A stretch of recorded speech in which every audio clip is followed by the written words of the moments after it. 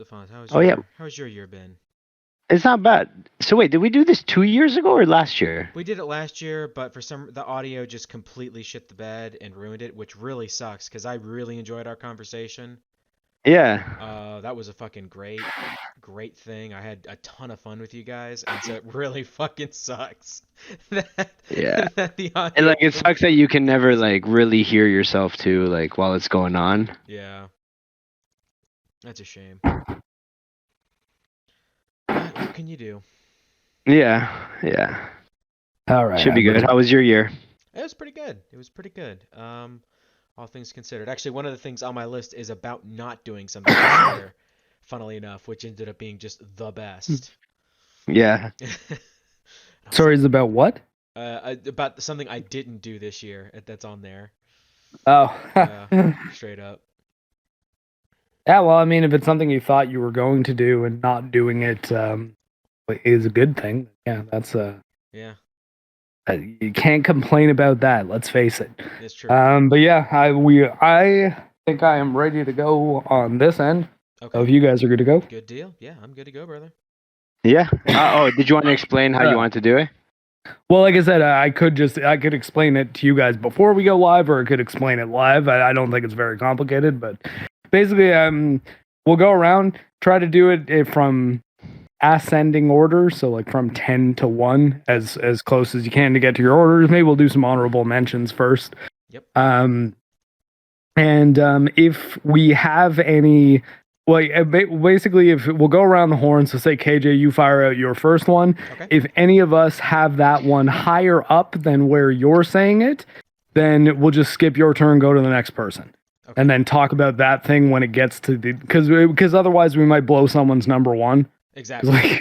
Because if my number one is your number 6, then it's like, okay, well, we already talked about the. I'm glad you mentioned that, Mark. Honestly, I'm really glad because I was gonna say something because I have something in my honorable mentions which is gonna make you very upset with me. Well, I mean, no, like nothing is, because like I mean, honestly, narrowing this thing down to 10 this year, especially, I think was tricky because I honestly think this was a pretty good year for everything. I think it doesn't seem that way because it was also a pretty bad year for a lot of stuff. Yeah. But I mean, man, like I played a lot of good video games this year. I saw a lot of movies I really loved. I watched some good TV shows. I saw honestly 3 of the best anime that I've seen in years, all within this 1 year. Like Chainsaw Man, Spy Family, and Edge Runners were all like 10 out of 10s. Like they're all really, really good. And it's I'm glad it's kind of wild. I'm glad you get to talk about Edge Runners, hopefully, because I haven't seen it yet. I wanted to get around to it. Yeah, me neither. Oh god, Edge Runners is it's 9 episodes, guys. It's not like it doesn't take a long time. They're 20 minutes too. Yeah, I hear good things. It's like maybe 3 hours to get through it all. Yeah. Well, we'll get into part of why I watched less stuff for my number 8, which is about what I didn't do this year. Okay. But well, I suppose though we can go live now. Sounds good. Get this going because I'll still have to like do our promotional tweets and stuff. Mm-hmm. But I also haven't decided exactly what game I'm playing. Oh crap! Wait, hold on a sec.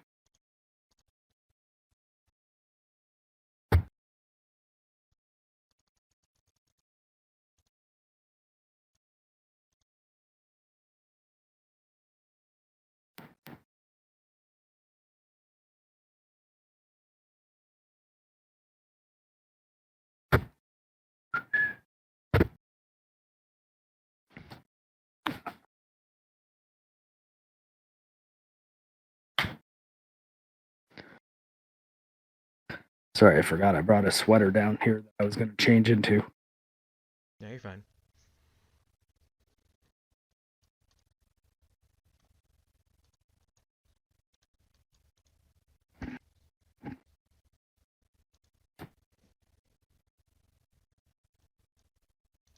There we go.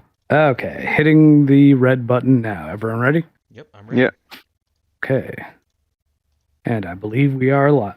Hello, everybody. Welcome to yet another best of 2022. And by yet another best of 2022, I mean the first and only one we'll do this year. in 2023. In 2023, yeah. Oh man, it is 2023.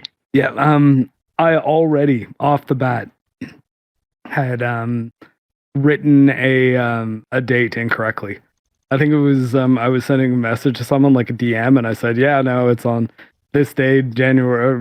Like I forget what I was saying, something that I was doing at the end of the month, and I was like January 28th, 2022, and I'm like, hit send, and I was like, Ah.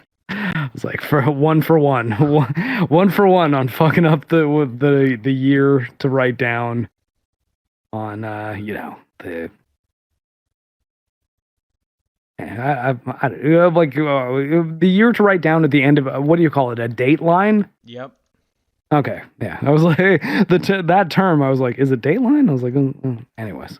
But yeah. So I am here now with myself, still kind of sick. So I might still have squeaky voice like I did on EFAP on New Year's Eve, where I sounded like a teenager for a big chunk of it, and it was semi embarrassing, I gotta say. But yeah, I've been trying to nurse my voice back to health by playing Japanese role playing games, which have a lot of voice acting on my streams, which are right here. So if you're watching us now, you may have seen one or two of them. But yeah, and I've been doing that because I find that they can do the heavy lifting with the voice acting, and I can kind of give my voice a rest. And it's been really, really fun playing Persona 5. But a Cool Guy Fonz, how have you been? We haven't heard from you in quite some time. A lot of people on many shows I've been on, people have been like, hey, when's the next Get Good Scrub? You guys coming back with it? And I've always just said, hey, man, like Fonz he's focusing on being a dad. He's in school. I'm not gonna hammer him about doing a gaming podcast with me where like 10 people will watch it. Like it's fine. We can take a break until we're at a better place in life. But but my point is though people have still like wanted to hear from you. So why don't No, that's crazy. Yeah. Well, thank you. Yeah. So so I besides having a kid, she was born in 2021, but in September, so it's been now a full year, and that's been within the confines of wedlock, everybody. Oh yeah. And as well, like I decided to take the year to go back to school for computer programming and what was it? It was a computer programming course at McGill University. It was only a year certificate, and yeah, it was definitely a lot more hands-on than I thought it would. Except one of the things on my list kind of made it obsolete, which we will get to later. Not really, but the future is now basically. I think you told me about it. It was like there was a coding language that you were learning. And it's like, yeah, you guys are never going to be using this. And they're like, well, why don't we jump to the stuff that we are going to be using? Oh, like, no, not even that. Just just how advanced artificial intelligence has got this year. Oh, yeah. Which we will talk about it's unreal. Yeah. But it's still good to know, and like there's still obviously jobs available, but like I said, the future is now. Yeah. Cool. And Litigation Jackson, KJ, how have you been doing, man? I've been doing all right. This year has been it could have been better. It was but it could have been a lot worse. So, all things considered, it wasn't too bad. I'm excited for this year. I'm excited for Attack on Titan, to be honest with you. I'm excited to see how it ends. Yeah, same here. I've still avoided spoilers this entire time, and I came pretty close at one point because I was out in the field, just on an explosives range, and one of the general duties guys who was like the sentry, which is basically the guy who has to stand at the end of the range, and when the range is live, he puts up the red flag to kind of say, hey, yeah, this is a live range, so don't drive into here or go out into the wilderness in this area because, explosions are happening. Yeah. And he started talking about it. I'm like, hey, whoa. I don't know how it ends. He's like, oh, it's a good thing you told me when you did. I was like, okay. Oof. It's a close call, but I've still avoided it. There you go. I'm bracing for the worst, but I got to say I'm still on board. I'm still on board with what I've seen on from Attack on Titan. I know like Lethal Lightning was really tapping out on the show by especially towards the end of season 4 part 2. Yeah. But I don't know. I'm still in. I'm really I'm almost certain that there's validity to people saying, "Oh yeah, no, like you're gonna hate the ending," and so I'm not being like, "No, man, it's gonna be amazing." I'm not gonna be that guy, but at the same time, I'm not gonna be like, "Yeah, well, people have told me it sucks, so it obviously sucks." And I was actually, funny thing, because this is not gonna end up on my best of list, although I've been having a decent time with it. People who've been watching this stream, or like my stream on Rumble, might have seen that I've played, at least in the last week or so, a fair amount of Fallout 76. And the reason I'm doing that is because I want to kind of be prepared to cover Starfield whenever it comes out, sort of in the first half of this year. And I was on another stream with Lofty Pixels. Funny enough, I don't know if you guys know Lofty, but yeah. So Lofty and I were talking, and people were like, "Oh, like Fallout 76 is trash," and I'm like, "Yeah, but guys, I want to cover their game that comes after Fallout 76." Yeah. And so I'm playing through Fallout 4 because I never finished it, and I'm dabbling with 76. I'm not going to get to like raid levels or I don't know, whatever the end game is there, but I'm gonna fiddle around with it until I fall off or until some of the monetization starts slipping in and getting me angry, because I can see how it'll happen already. The repair kits right there. Yeah. They're gonna make you want to not get rid of weapons that you've been loving using. And right now, at this point, I'm gaining atomic points at a rate that's perfectly keeping pace with the repair kits I need to keep using my favorite guns. And I'm like, at higher levels, is this going to start tightening up a bit? It's going to be like, oh, well, obviously, when you get to level 172, we're not going to be giving you atomic points every level. It's like, I feel like that's going to be happening. And then it's going to be like, well, I want to do this quest now. I like my bolt action 308, whatever. I'll spend $6 on 40 atomic packs or 40 repair kits or whatever it would be. And that, I could see that getting shitty. But my whole point was, I didn't want to just be like, oh yeah, Fallout 76, that sucks. Yeah. I heard it sucks. So, I'll just say it sucks. And you don't want to operate on inherited opinions, is what I'm saying, everybody. Yeah. You should, I'm not saying you should never use coverage of something or criticism to base what you will or will not watch, because I'm absolutely not saying to do the consumer thing and be sure that you're there opening day for every single movie that comes out, regardless of whether or not you think it's going to be good, because you need to see it to have an opinion on it. I'm not advocating that. I'm saying that if you're going to claim to have an informed opinion on something, you should probably put in the time and do the homework, if at all possible, Anyways, end rant. Yeah, no, I completely agree with you, because, well, I will say it's kind of funny. One of my, I guess pretty high up on my list, I guess, is somewhat of a controversial one, I think, actually. But I guess we'll get to that. I guess I'll rattle off quickly a few honorable mentions, since I don't have a ton to say about them. The first one is Residents of Fate, which is a very quirky, esoteric JRPG that I started playing recently. Isn't that from like PS3 era? Yeah, it's pretty good. It's pretty good. It's very steampunky. So if you like the general vibe of steampunk, you'll really like this. Some of the gameplay mechanics are a little bit but overall it's pretty good. It's pretty good. The other one is a game I haven't actually played yet. I'm just preemptively putting it on the list because I'm pretty sure it's going to be on this year's list, I guess, when we do it next year, because that's not confusing. And that is the Final Fantasy VII remake. Oh man, you haven't played that yet? This year too. I have not gotten around to it. I wanted to play it, but I never got around to it on console. And so that's kind of where I'm at. Is I kind of haven't experienced. Were you a big like Final Fantasy VII like original like fan when it came out? Yes, but I will say that I have always been one of those people.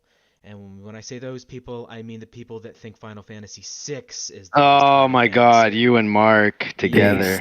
Yeah, that is the based gamer take. That is the man's Final Fantasy take. I'd almost be willing to say that saying Final Fantasy IV is better than 6 is possibly as based, and I'm just not ready for that. Now that is levels I of could red pill that shouldn't even be possible. I could see the argument though, like because I feel like I could make it. I don't agree with it, but I feel like I could make the argument for 4. And well, here's what I'll say though, and about Final Fantasy, and I want to know what your guys' opinions are.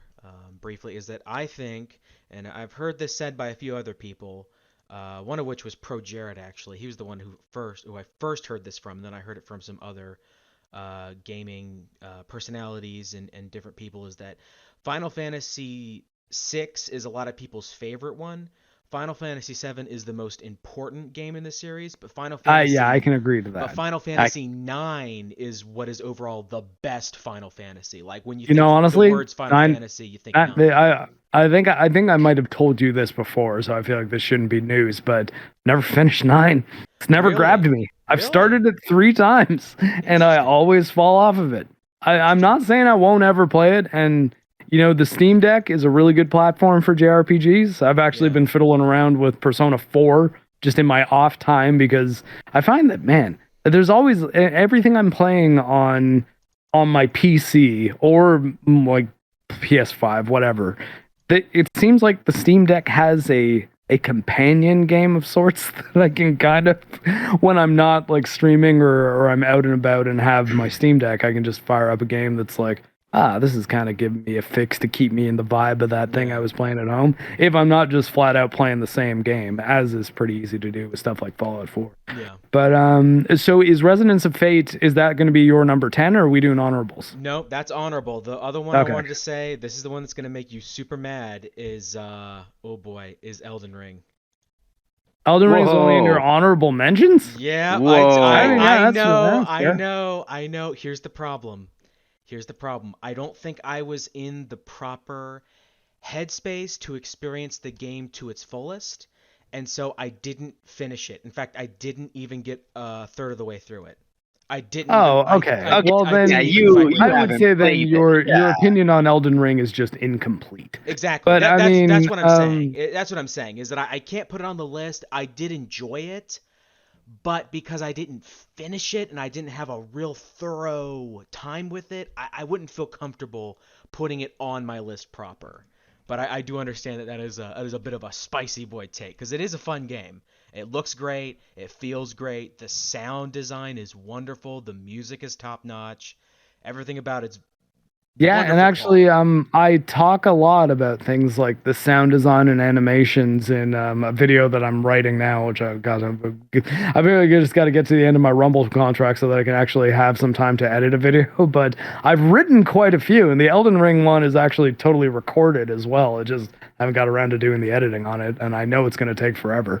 Yeah. But one of the things that I was actually talking about was the concept of iterative game design and Elden Ring carrying things over from Dark Souls 1, 2, and 3, and even Bloodborne and Sekiro to an extent, that have made it so that they could streamline the development process quite a bit and focus on things like making the world a lot more, I guess, layered would probably be the best way for it, because it is bigger, but I think other than just the size of Elden Ring, one of the things that makes it pretty crazy is the density of everything, and I think you'll understand that when you play it. But I'll probably be talking more about Elden Ring later. Oh, I'm sure you guys will.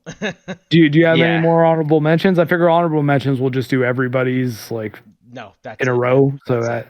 Just your own ones? That's it. How about you? Yeah, I got. I don't know if any of you guys. I just started the Dropout. It's like a mini series on Elizabeth Holmes. Do you guys know who Elizabeth Holmes is? Yeah.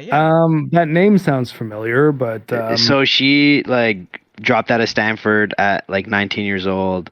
Started a company, was worth billions. Rupert Murdoch was on the board of directors.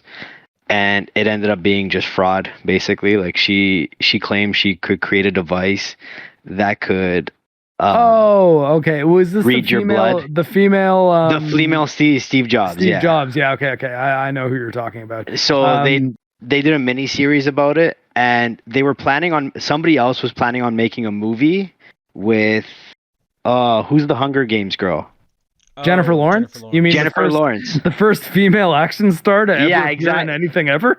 So, anyways, yeah, The creator of this universe. She watched The Dropout, and she's like, "There's no point making a movie. Like, Amanda Seyfried did the job I wanted to do, so I'm out." And like, I don't think they're making the movie anymore, which is crazy. Wow. And the first few episodes I've got through are pretty good. However, it falls in like a weird category of if you don't know the story, you get kind of lost. But if you do know the story, it's kind of boring at the same time. So I don't know. It's a good watch, but that's why it's on my honorable mentions.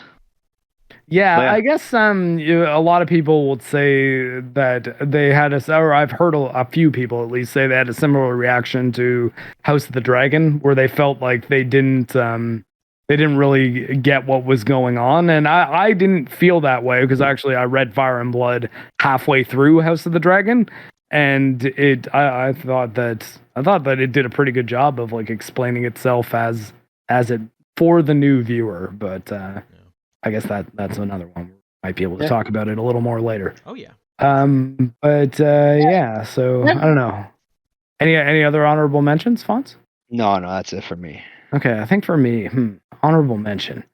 I think you know what. Here, I'll say Persona 5, which can I say technically, I guess that was this year. Fallout New Vegas. Fallout New Vegas is a game that I played on PS3. It ran like sheer hell. I thought it had a really good story. I played it recently, and gotta say, holds up very nicely.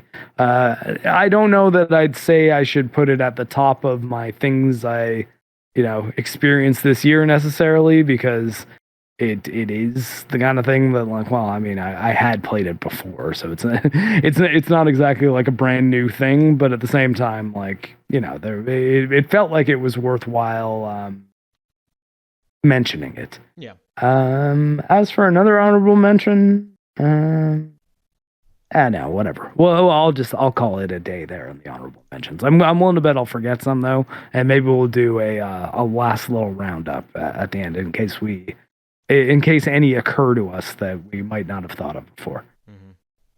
Mm-hmm. All right, so you guys ready to give your number 10? Yeah. Okay. KJ, you want to start? Sure. My number 10 is actually pretty simple. It's a physical release. It's the Evil Dead Groovy Collection, which is a Blu-ray and 4K Blu-ray release of Evil Dead 1, Evil Dead 2, and the Ash vs. the Evil Dead series. Yeah, it's a great series. Yeah. Packaging is great. It looks great. It feels great. I'm happy I finally got a hold of it. It's been on my list for a little while in the background, and I've never pulled the trigger on it. And then I finally decided to do so this year, and I'm really happy I did so. I got it on sale for like $40, which is great. So I'm pretty happy about that. I don't have much to say about it other than that. It looks great and everything. I'm really happy I got it, but and I do recommend that as kind of like the way to purchase that part of the Evil Dead, except for Army of Darkness, which for licensing reasons. Yeah, it's universal. Yep. Fucking. Oh my God, it's always something with the with the stupid licensing things. It's just the worst. But anyway, yeah, that's mine. It's fun, isn't it? Copyright law, man. It's a total bundle of laughs. Oh. But that's it for me. Mark, I'm surprised you don't have more to say about this, Mark. You love the Evil Dead. Yeah, I mean, I haven't watched any of them super recently, with the exception of I think I watched Evil Dead 2 with X-Ray Girl about a year ago, but yeah, so I just don't have much to throw in on that one, just because I've not recently experienced them. Yeah. But yeah, Evil Dead and Ash vs. the Evil Dead is a great series too. There's a new Evil Dead movie coming out this year as well. I don't know too much about it, but yeah. Damn, Raimi attached to it? I don't think so. Or if he is, it's as a producer or something. He's not directing it. It's this guy Lee Conton, I think, directing it. Some Irish director. But I like I said, I don't really know yeah. too much about it. So Lee Cronin. It says Cronin. here. Yeah, Bruce Campbell and Sam Raimi are just executive producers, which could mean which anything. makes sense. I mean, realistically, what that probably means is they got like a out of respect credit, or they might have put up some money towards it to say like, okay, yeah, here I'll throw in $5,000 and give me, I don't know, 0.01% of the box office take, or I don't know, something like that. Yeah. But yeah, I think that the types of executive producers that are more significant tend to be the ones on television shows where you find out that they were kind of the reason the show happened, like Chris Pratt on Terminal List, or what it seems like Cavill's going to be doing in his Warhammer 40K show. So, yeah, that's that. I guess Fonz, anything else to add on it? No. All right, cool. So I guess speaking of that, then my number 10 is Terminal List, the Amazon Prime show with Chris Pratt. Has anyone else seen this? No, I haven't even heard of that. Yeah. I haven't even heard of it. So I heard what I found out about Terminal List when I first heard about it was that there was some Amazon Prime Navy SEAL show with Chris Pratt, and I was like, okay, yeah, that sounds like. I mean, he was in Zero Dark 30 playing a Navy SEAL, so makes a bit of sense. But I kind of figured, it would be a show about Navy SEALs, right? Like if that's all you knew, if I just said Navy SEAL show with Chris Pratt, what would you be thinking? Like what would pop up in your head immediately? Feel free to just like Chris. It would be like, we gotta do this mission. The terrorists have planted the bomb, and they have captured all of our base, and it belongs to them. And definitely like a guy who makes his own rules, and like basically the same character the same character he played in Star Trek. Well, I mean, Chris Pratt's not in Star Trek. That's Chris Pine. Oh my God, Chris Pratt is Star-Lord. Yeah, okay. It's same. Oh wow, same character then. Oh well, same no. Character. I mean, to be fair though, his Navy SEAL character in Zero Dark 30 was a little more serious. But I kind of figured it would just be a military show, right? Which I'm up for time to times, but I was just like, okay, I'll get to it when I get to it. Yeah. By the end of the first episode, it's gonna be a minor spoiler for just the premise, so it will lose the effect that it had on me, which I was like really caught off guard by this because I thought I was just gonna be going to relatively generic Chris Pratt military show, and this movie, I mean, it almost plays like a movie, but this show basically turns into like The Fugitive, or like a kind of thriller mystery akin to The Fugitive, but instead of a surgeon, the titular fugitive is a fucking Navy SEAL, and it's like really, really good. It's super brutal. It's like ultra violent at times. Taylor Kitsch is in it as well, and he was really great. One of the villains is Jai Courtney in what I think is now maybe his third role that doesn't totally suck. Oh, yeah. But he's good in the part that he plays in it, and it's I really recommend the Terminal List if you haven't checked it out. And I know that Chris Pratt, like, that was like a passion project for him. He's the executive producer on it. He really wanted to have it made the way that the book was written, because it's like based on a novel. So he executive produced it and pitched it to Netflix, and that sounds like that's basically the same thing that Henry Cavill did for Warhammer 40K. So I think that if Terminal List is any indication, we could be in for some cool Warhammer stuff. Good. That makes me happy to hear. Does he do the Mario voice, or does he do his own voice? I mean, I guess he does his own voice, but honestly, it's not he's not silly in it, man. It's like, it's a serious role. It's the most serious role I've ever seen him in, and it's honestly the best acting I've seen him do. Really? Like, it's a legit show. His character goes through some shit. But yeah, Terminal List. Check it out. All right. Good deal. Well, speaking of Netflix, then, even though you said it was on Amazon Prime. Okay. Yeah, Amazon Prime for Terminal List. Yeah, no, because you said he pitched it to Netflix, so I guess you meant he pitched it to Amazon Prime. But for Netflix, actually, my number 10 would be Stranger Things season 4. Oh. Yeah, I think I could put that as my number 9, so we can talk about it now if you want. Yeah, like because it was definitely better than past seasons, but it wasn't as great as I felt like a lot of people were hyping it up to be. It was still pretty good. And I enjoyed the overall arc of it. Could have done with a better like ending, or at least an ending. Probably. Well, there's another part. But that's it. Like, I really wish they would have just continued it, because now this second part will have to live up to it, basically. Well, I mean, I don't know. It's I thought the season ended quite strongly. Like what more could they? I mean, they kind of defeated the villain in the first major battle, and if anything, I thought they cheaped out a little bit on the payoff they could have had at the end. But yeah. Okay. So wait. So have you watched it? KJ, I have not. I'm gonna be honest. You care? I don't really care, and this isn't a shot towards Stranger Things. I adore the first season of Stranger Things. That is perfect fucking. You television. should still watch season 4.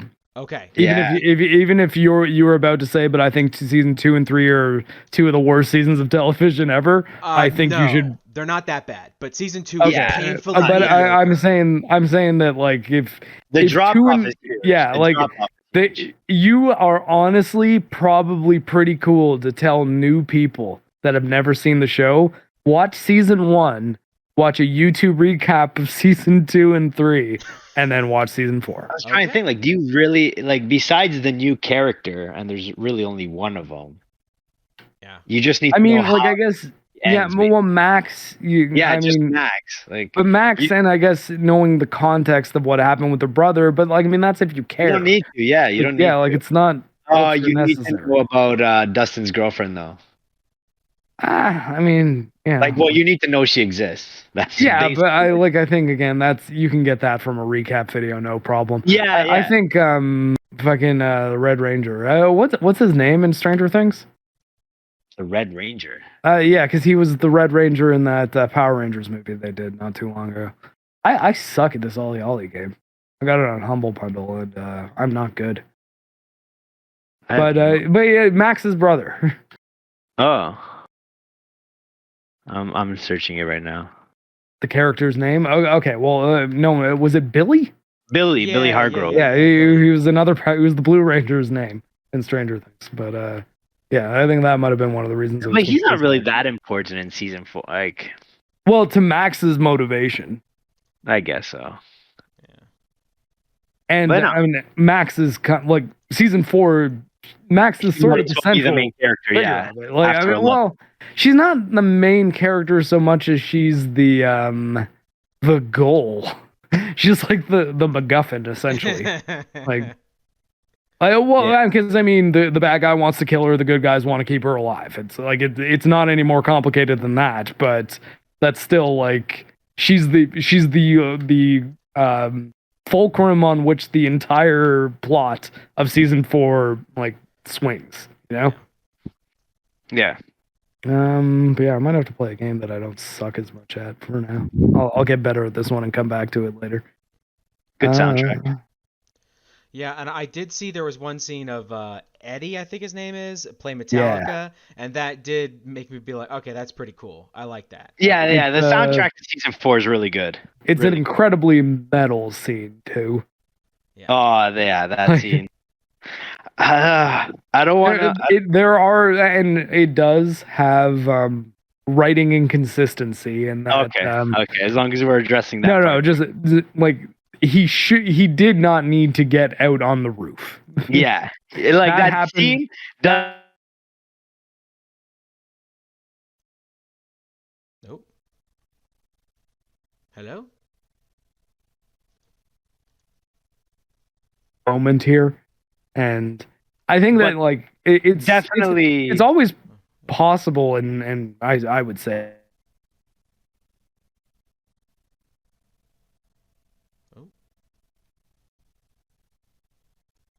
Like the thing, it's just be like, yeah, no, this is a problem. It's just not a big enough problem that it made me not like the entire property, right? So Maybe I'll just grind out random shit in Fallout 4. Actually, level up a little. Yeah. All right. So are we on KJ's number 9? Yes, I guess so. And I'm gonna be honest. My number 9 is a maybe somewhat niche one, but I think that more people should play it because I do think it's pretty fun. My number 9 is Mech Warriors 5 Mercenaries. Yeah, cool. I was searching for mech games that I hadn't played yet, because of the Armored Core 6 announcement, which made me so happy and so excited that FromSoft was not making another Souls-like, because I'm like, okay, you know. Hey, they probably are. It's just they're also making Armored Core. Oh yeah, no, I'm sure they're working on another Souls game. It's just that I like that they're not just making Souls game after Souls game after Souls game. They're mixing up a little Yeah. bit by going back to their roots, and I'm really happy that they're doing that. I'm glad they're returning to Armored Core. But in the meantime, I was like, let's. I wonder if there's some other mech games that I haven't played. And I was like, oh yeah, I was thinking about Mech Warriors 5, but I kind of forgot about it. Huh? Yeah, I should. I should pick that up. And so I picked it up on the winter sale, which was earlier last month, and I played it, and it's really fun. The gameplay is great. The mechs are sufficiently like very large, and they're very imposing, which is great. You can see how large they are in the hangar from a first-person perspective, and you're like, God damn, these things are pretty big. Which is great. It gives that old school Gundam feel, which is just wonderful.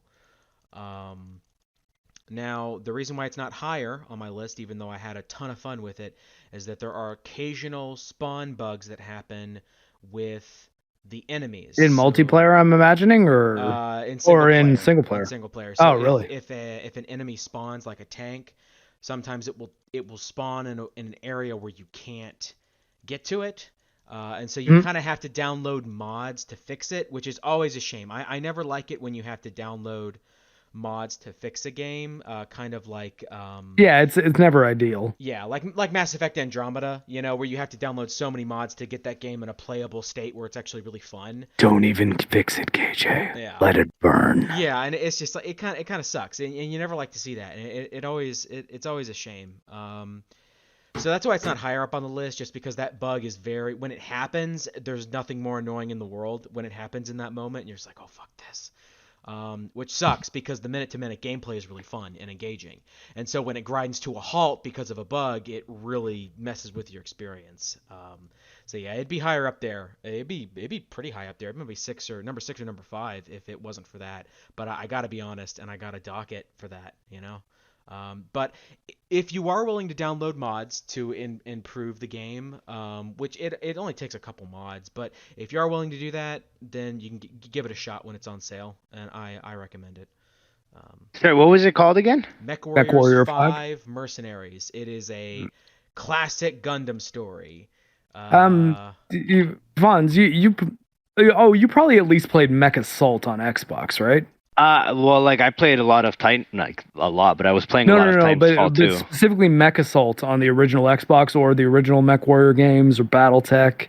I think we Um, played. Well, I think we played the first one. I think Mech Assault, yeah, like Yeah. because it was like the game that came with Xbox Live. Yeah. But Well, I know yeah, Halo 2. no, Halo 2 was quite a while after Xbox Live launched. It was just that was the big thing. Like, Yeah. But yeah, Mech Assault was one of those launch week of Xbox Live titles that yeah, was a pretty big deal. It was that and Crimson Skies, I think, were the two big ones. But yeah, Mech Bro, Assault and Mech Warrior are the same series. you just BattleTech fucking is also the same universe. you just made my mind just split in half when you mentioned Crimson Skies off the fucking hip like that. Oh yeah, Crimson Skies usually is the Xbox exclusive that is most often referenced, which is not a Halo game.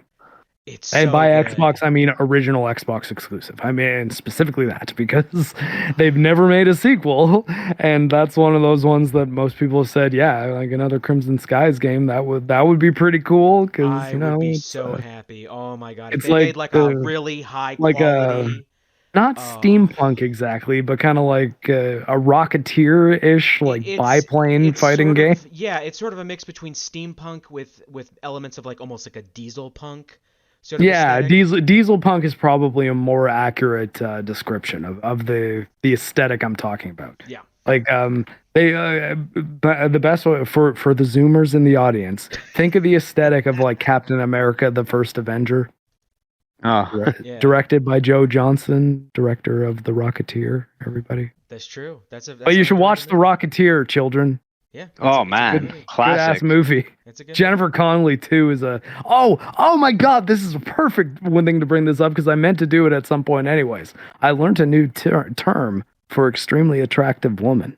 Ooh. The term is incredibly relevant right now because the term is a rocket. Wait, you never heard that before? No, No, you got to be kidding me. There you nah. go. I don't think You've I've never ever called heard you describe a girl as a rocket. like me and you in our conversations have never. Yeah. I've never used that, but like if you've ever hung around like hockey players, Well, I mean, I hung around like Ryan's whole team for all of high school. they've definitely used that term to. Maybe I She's a just never rocket, eh? really. She's a real Yeah, rocket, eh? like, exactly I how heard he's saying it. dimer, Dime, hot. She's a Dime real, piece, rocket. she's a real rocket, eh? and Oh man, yeah. mint. What a She's mint. rocket! What a rocket! But yes, rocket. I learned that term recently. A coworker cr- used it, and I was like, "Yeah, it's a good one." I immediately knew what he was talking about because it's almost self-explanatory, even though it actually makes no logical sense. Yeah, like none But of you them know do. what? Like it's like the it feels like it has a correct definition. You know, like the meaning is it's in how it makes you feel. That's pretty funny. Like Shake and Bake from Talladega Nights. Oh, Yeah, you were yeah, the yeah, first yeah. or your last? What does this mean? The Shake and Bake is nonsense. You know what it means by how it makes you feel. Oh, that's great. That's great. Oh, Dude, I'm like reeling. I'm gonna be like 100% honest with you. My mind is fucking a wreck right now with you bringing up Crimson Skies. Like so many memories are flashing right now. Like Oh, it's insane. the Xbox emulator on Steam Deck is quite stable. Just saying. Really? Yep, and I mean also if you get any Xbox at all, like any Xbox that you can buy at a store right now, you can probably play Crimson Skies on. Oh my god, that would be so. Because you just get it as an Xbox Classic, and you don't even need an Xbox Series for that. You can use an Xbox One. Yeah, dude. Oh my god. Yeah, no, Crimson Skies though is good stuff. That's not a part of this list because I don't think any of us have played it this year. No. But I don't think you're gonna talk to anyone who played Crimson Skies who is gonna tell you it was bad. Oh no. I think you might find people that are like, yeah, I don't know, I don't really like flight combat games, not really my thing. But I don't think anyone is gonna be like, oh, that game sucks. No. And if they do, I would be like, you didn't play it, did you? No. It's kind of like, what would be another one like that, like Jet Set Radio Future or like Jet Grind Radio. It's like you'd be like, oh, yeah, it's stupid. It's just rollerbladers. Fuck that. Like you didn't play it, did you? Yeah. Because you can't play that game and not have fun, man. It's like Tony Hawk. Yeah, there are certain things you say where you're like, oh, you haven't experienced that. You're just pretending. Yeah. You are lying if you're saying. Oh, you're you're just following the consensus. Yeah. Like everyone told you not to like it, so you don't like it now. You're making things up, like a liar. That is what they do. Yeah. All right. So what number are we on now, and who? I think we're at number 9. Yeah, we're still on Yeah, number 9. Fonz is number 9, or did you have anything else to add on MechWarrior? I can't add much to it because I've not played him. Last MechWarrior game was MechWarrior 2? Yeah. Yellow cover. I would just say that MechWarrior 5 is a good game. It's a solid game. It's a great foundation, especially if you want to mod it. I do recommend it. But the other problem, and I will mention this as a caveat, this is why you need to buy it on sale. Do not buy it at full price. Because the first DLC, which is Heroes of the Inner Sphere, is almost like required because it fixes so many things, it adds so many new gameplay elements where people are like, this is kind of should have been in the full game, so don't pay full price for it. Just buy it on sale, and so you can get the DLC on sale. So yeah, I felt like I should mention that as well because it is a really good DLC. Because I immediately I bought it on sale, so I got the DLC and I'm like, oh yeah, I fucking get it because I can see all the things that it adds because I was informed ahead of time of all the things it adds and I was like, oh yeah, this is required. Hmm. Yeah, but that's it for me. Cool. All right, Fawn. So what's your number 9? So for number 9, it's almost a tie for like murder mysteries. So I got Only Murderers in the Building and The Glass Onion, the new Knives Out movie. Are these both movies? Murderers in the Building is a show on Disney Plus. Okay. You never heard of it? No. It's Steve Martin.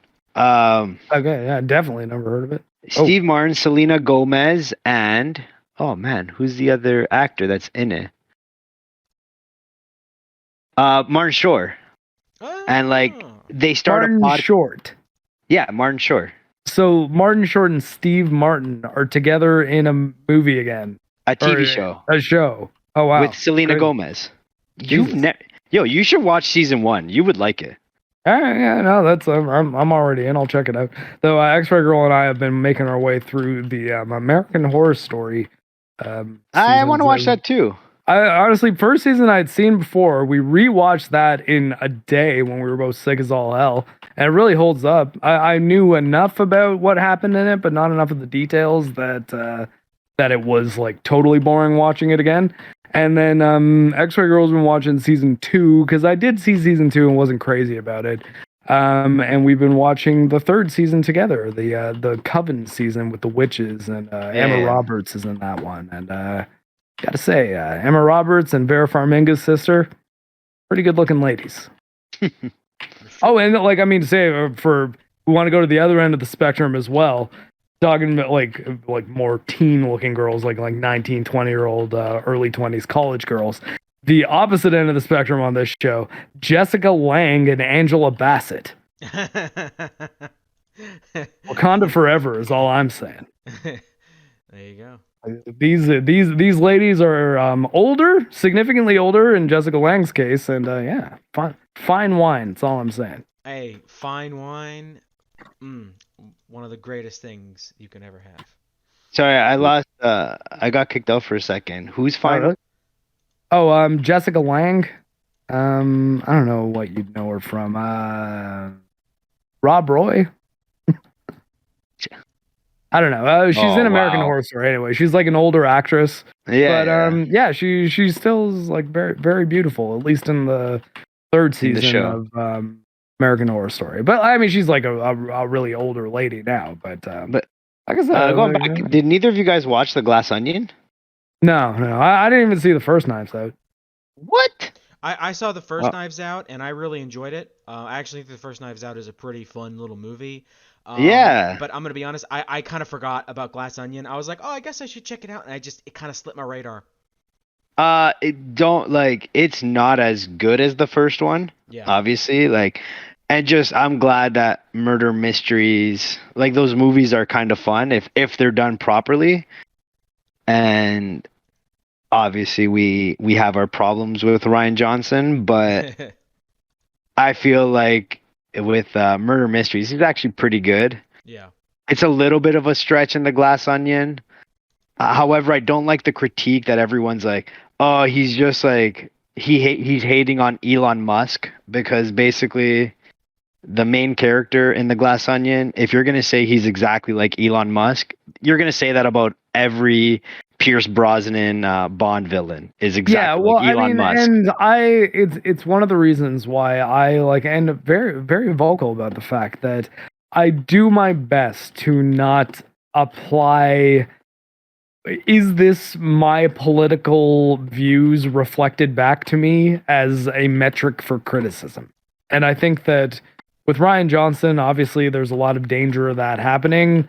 Well, and some of it you could argue is warranted, and some of it I think you could argue is not. I think saying he's a bad director is a bit far, because he did the best episodes of Breaking Bad. You can't. I know, not all of them, but he did a lot of the great ones. So to not oversell him, but I think that if the guy has if he's directing television with a good showrunner, I'm sure if he's directing a movie that has a really solid script, I'm sure he could do good things. And I don't personally hate the guy. Like, I don't want any harm to come to him or anything like that. So I think ultimately it's I wouldn't not be watching a Knives Out movie because of hatred for Rian Johnson. More, it's just like, was I really that interested in it? I guess not. I've had plenty of opportunities to watch it, but it's never really come up. Part of it maybe is my hesitation might be in part due to, Last Jedi's effect on me as a Star Wars fan. I mean, I'm not gonna say it would totally have no effect at all, but I don't think it's the primary reason I haven't watched it. I just haven't really had much interest. Though funny, the ER being on EFAP on New Year's, he's saying his next video is going to be on Glass Onion. So I do kind of want to watch it before I watch that video, because it'll be really interesting to see his take on it, because I think his critiques are very, very hilarious, I think. Yeah. And he definitely has like a lot to play with the Glass Onion too, because there is a lot there to make fun of at the same time. Mm-hmm. And if you've never heard Daniel Craig's like his accent, like he's clearly going.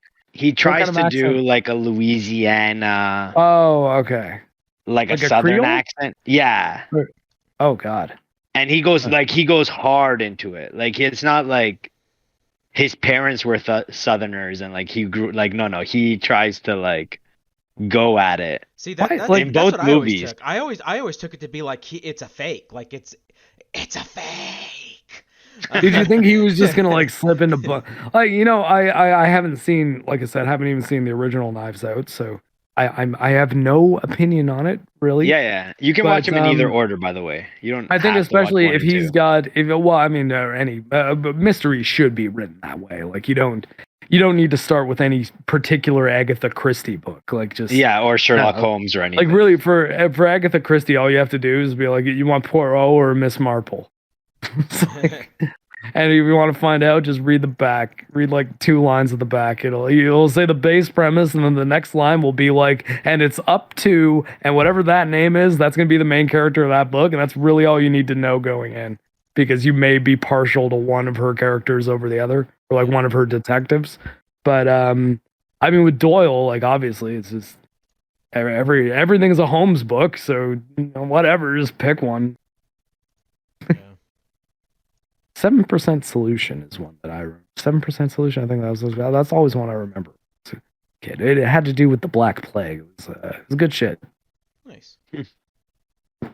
All right, I guess that's up to me now for my number 9. Yep. So number 9, I'm going to give a bit of a combo. This is something of a cheat. However, I'm going to allow it because A, it's my channel, and B, because I'm not really giving too much credit to the other thing that's kind of sliding into being mentioned alongside this one. So this is almost like my number 9 number 8 and an honorable mention, and that is Pearl. Has anyone heard of the film Pearl? Yes. Mm-hmm. Okay, so Pearl, to those in the audience who may not know, is a film which is a prequel to a slasher movie that both, I believe, are released by A24, I want to say. Although I'm now not 100% on that. It's one of those like indie movie, studios that releases horror movies that are usually pretty solid. And A24 is one that always comes up. Although they will be coming up in 2 other mentions I have later. So clearly I'm... what would be the word for it, KJ? For like the dudes that like... basically just like rack up a collection of A24 Criterion Blu-rays and... Well, it's funny you say that. There aren't a ton of A24 Criterion Blu-rays. Okay. Yeah, that would be... A24 4Ks and Criterion Blu-rays then, I guess? Yeah, because the A24 has its own kind of like label. Prestige, okay. Some A24 movies do cross-pollinate with Criterion Collection, like Uncut Gems. So there will be... that's probably the one I was thinking. Yeah. I was like, I feel like I've seen at least one A24 Criterion. Uncut Gems? Yep. Uncut Gems is a good movie. That's a really good movie. But honestly, it's Adam Sandler's best performance, probably. That and Punch Drunk Love. Punch Drunk Love was a very good I performance. honestly, I think I'd probably give it to Uncut Gems. I probably would too, but I I would like say even Punch Drunk I Love. would say close second would be Punch Drunk Love. Yeah. Yeah. But yeah. Um, So anyways, Pearl is a movie that stars Mia Goth, who I believe is the wife of Shia LaBeouf, and like real wife? yeah, like Oh, real wow. life wife of the real life Shia LaBeouf. And she was also in the thing I knew her from was probably the closest thing that we have to a BioShock movie right now. It's a Gore Verbinski film. Funny enough, he was going to make a BioShock movie called A Cure for Wellness. Yep. And I think that he was like, how can I throw some of the ideas I had for this BioShock thing into something that's not going to cost as much money to make? So he made basically like a horror movie about these doctors who do these weird genetic splicing experiments and shit. But Mia Goth was in that film as well. That's what I knew her from. And thought that the premise of the movie this is a prequel to sounded kind of cool as like a sort of Texas Chainsaw Massacre style slasher movie. And the base premise of it was a group of people going to a farmhouse, like basically a 1970s equivalent of like an Airbnb. Like they were just renting out a farmhouse for a shoot of a porno movie. And the movie is called X. Now, obviously, I've given away the genre, so I've tipped the hand that this shoot doesn't go super great for everyone involved. Although there are certain people that make it out. And the main character, the final girl of this film X, which I guess is a bit of a spoiler, although I mean she's on the poster, is the character which Mia Goth plays. Yeah. Thing is, Mia Goth also plays the killer.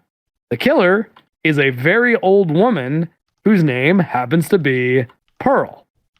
So Pearl is a movie that takes place like 70 years earlier in like the 1920s.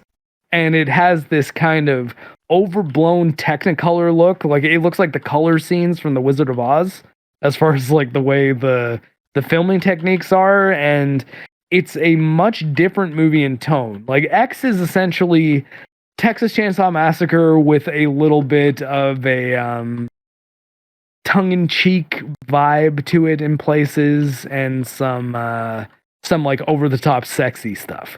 Whereas Pearl is, I'd say if I was going to compare it to any other movie that's come out recently, I'd compare it to more something like Joker, because it's just a focused kind of character study on this person who maybe wasn't too bad a person at one point, who, you know, one thing leads to another and they end up kind of becoming a killer. But Pearl is, I would say, less morally ambiguous than Arthur is in Joker. Like Pearl, she's not a good person.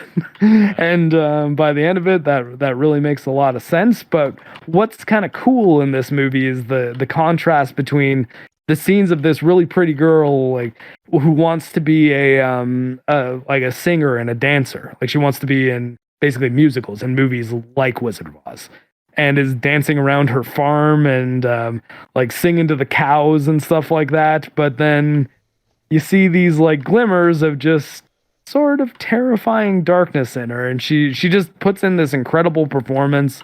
It ends with this really, really amazing monologue, and it honestly made me appreciate X a lot more, because I actually thought X was, you know, just kind of okay. Like I thought it was fine enough as like a throwback slasher movie to watch, but I didn't really think there was anything like really worth writing home about with it. But Pearl, I would strongly recommend. Nice. Okay. Okay, now I guess KJ would be your number 8. Okay. Yeah, my number 8, and this is me being maybe a little bit mean, but this is the one of me doing something that I decided that I just really didn't want to do, and so I just didn't do it, and it's a wonderful feeling. And my number 8 is not watching Cape shit this year. Like any? No Cape shit this year, and I have. Does Avatar count? I didn't watch Avatar either. Fuck that. Okay. No Cape shit this year. It was so liberating. I felt so good. I felt so happy. My mental health. You didn't miss a whole lot. Just wonderful. Like the Batman was okay. That's about it. Yeah. Well, my roommate did want to watch the Batman, and the trailer did look good. When I say not watching cape shit, I I mean I not think you blindly just if you watch consuming cape shit. the Batman, I think you will enjoy the Batman. No, I don't okay, think I don't so think it'll blow your mind, but I think you will like it. yeah, so my rule was because this is what things are supposed to do, and a lot of times they don't do it because it's just thing and I don't like it, but trailers are supposed to interest you. They're supposed to make you interested in what it is, and like, oh, this sounds really cool. I'm gonna check this out. But by and large, the trailers this year were really awful. I didn't watch She-Hulk. I didn't watch. I watched one episode of WandaVision because the trailer actually did look kind of interesting. But it just didn't do it for me, so I didn't watch it. Yeah, if that show Um, falls off a cliff. yeah, the first episode just It's wasn't. pretty It wild, wasn't quite. honestly. It wasn't quite clicking for me, so I didn't watch it. The Moon Knight trailer interested me because I thought that maybe they were gonna treat the whole issue with him having multiple personalities seriously. The first episode did not thrill me, so I didn't watch that. I got about probably 10 minutes in, and I was like, "Fuck this." The She-Hulk trailer looked atrocious. I didn't even bother. Um, what was the other show that came out this year? It was really not good. Hawkeye. Yeah, I did not watch Hawkeye. The trailer did not look good, and I was Oh, like, and this is not and vibing. Falcon and the Winter Soldier. I didn't watch That's Falcon what and the Winter Soldier either. oh man, I fucking love every time you think, especially now that we're at the end of this year and it's all in the rear view, the idea that Kevin Feige made the statement that Phase 4 was really supposed to be like a break after Endgame. Oh my god, not even close. Like, Yeah. it's like, Not yeah, that's even why close. we didn't start any big new huge arcs or anything. We're like, but Phase 4 is supposed to feel like a bit of a breather after Endgame. It's like, motherfucker, you put out more shit this year than like the last 4 years combined. Yeah, Like but in at the same hours time, of content. yeah, but you didn't have to watch any of it. Oh yes. But no. Like the MCU, like if you miss like the important movie, and like I'm not talking like Ant-Man or even Captain Marvel, Yo, but like, trust me, they want you to think every movie is the but important movie. but what I'm trying to say is like in the movies, almost every movie was, but in the shows, none of them are. Like maybe Falcon and the Winter Soldier is the only one you kind of need to watch. No, I mean WandaVision. But Yeah, if you consider Multiverse of Madness something that you should watch, Oh, that which I trailer think is was I think is the incorrect decision, by the way. but exactly like at this point, is it? No, but okay. First of all, I think honestly, take Marvel Cinematic Universe Phase 4, but to have it in your hand, pluck out Spider-Man No Way Home, And there's nothing else throw the there. rest of it in the garbage. Oh, that's right. But That did Just come out fucking this get rid of year. it. That's Just get rid right. of the Yeah. rest of it. Yeah, But- me but and what's my it mother called? watched Spider-Man No Way Home. Technically, Spider-Man did come out in 2021, but I did watch in 2022, and it is. Oh, okay. No, I'm sorry. I'm saying Phase 4. No, Oh, because okay. I was he gonna was say, because KJ said no I cape shit. didn't say that it was this year. Yeah, you're right. It was last year. yeah, but it was like because I remember prior. watching that with my mother, and I'm like, wait, that was last year, wasn't it? You really threw me for a loop there. Yeah, no. The one movie I actually saw in theaters was the Batman. I feel like I kind of got swindled on that one, to be honest with you. I thought it was okay. It was thought okay. It was a solid okay. I thought it Which was one? like the Batman. I thought it was a Oh, solid, okay. Yeah. Oh, so you did see it. okay. I wouldn't even give it a solid. Yeah. Okay. So you Yeah. saw the only decent Yeah, superhero the thing this year. trailer. Unless the trailer you interested count the me. one that I'm gonna bring up shortly. Yeah, The trailer made that movie look a trailer- lot better. That was my problem. Is the trailer made the movie look a lot better than it was? And Yeah. I'm gonna be honest. I just did not vibe with the movie that much. It was okay. It was a solid okay. It was like a I 6 think out of 10 or something. I think might they be- probably should have just cut out the whole last bit. yeah, Like yeah. the oh, by the way, now the city's sinking is like, Yeah. well, that one hits a little weird, wh- especially when you go back and watch it again. It's like, yeah, this What I Yeah, would have they- done does escalate and quite this quickly. Is what I would have done, and I hate saying this because I really this makes me kind of sick. But honestly, with the movie that that they made, what I would have done is I would have had that scene play out where he's like, "Oh, you weren't nearly as smart as I thought you were," and then the audience is like, "What the fuck?" And then it just kind of that's kind of what's hanging, because like trying to resolve it in like 5 fucking seconds with, "Oh my god, the city's sinking now, oh my god," it's like, I feel like it should have been a little more like, "Oh fuck, what is he talking about?" And so Batman has to kind of, maybe that's part of the second movie or something, because it felt like Yeah, like it was so rushed. It was so just fucking let the rushed. Riddler win in the end, kind of thing. I Exactly. guess Let the Riddler win it we'll at the find out end, if there's gonna be a second movie at this I point. hope not, 'Cause, man. Like, if well, I there's something mean, that needs a it's break, it's Warner Brothers. I Just mean, and to be fair, they have confirmed that the Matt Reeves Batman 2 is happening, but they also confirmed that Henry Cavill was coming back as Superman not too yeah. long ago. So So it's like, whoa, I'm I don't done know. with James DC. Gunn hasn't exactly said, okay, here's what's happening. Well, I'm definitely not going to say I'm done with DC, because there's no chance I'm not going to check out what James Gunn's doing.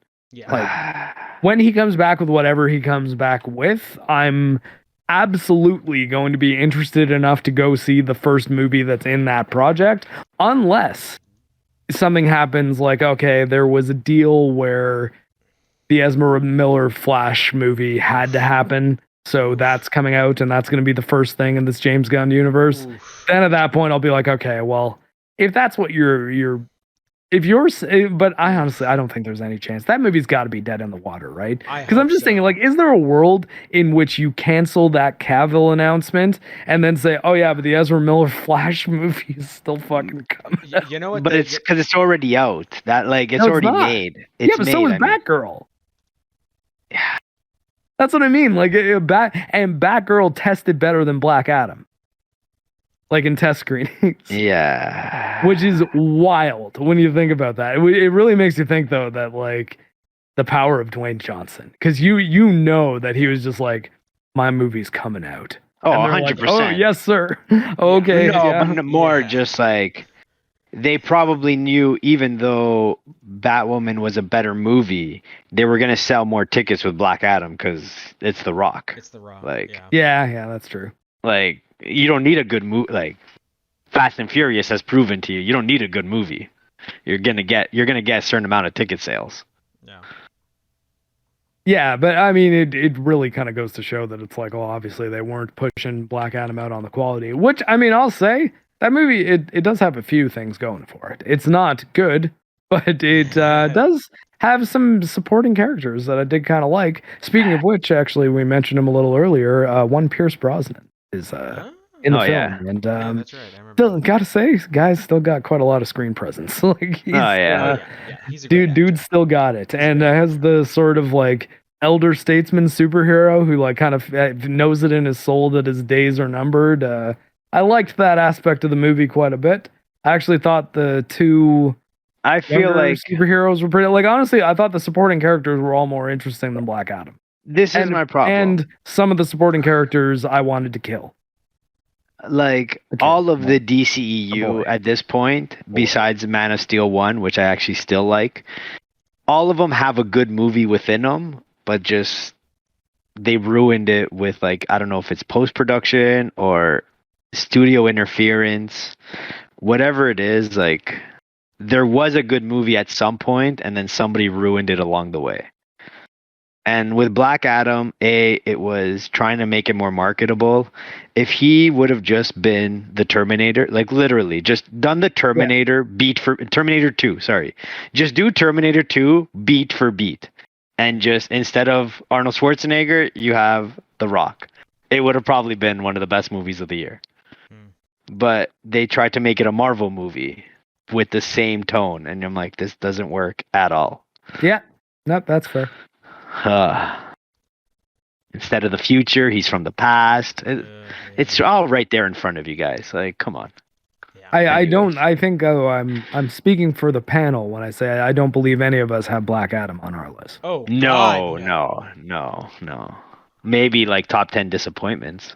I mean, all three of us have Black Panther: Wakanda Forever on our list because we're No. not fucking racist. No cape But- shit. God damn it. Didn't even watch it. Yeah, didn't even watch it. Which goes to show, like, Phase 4 is a break because you don't need to watch any of it.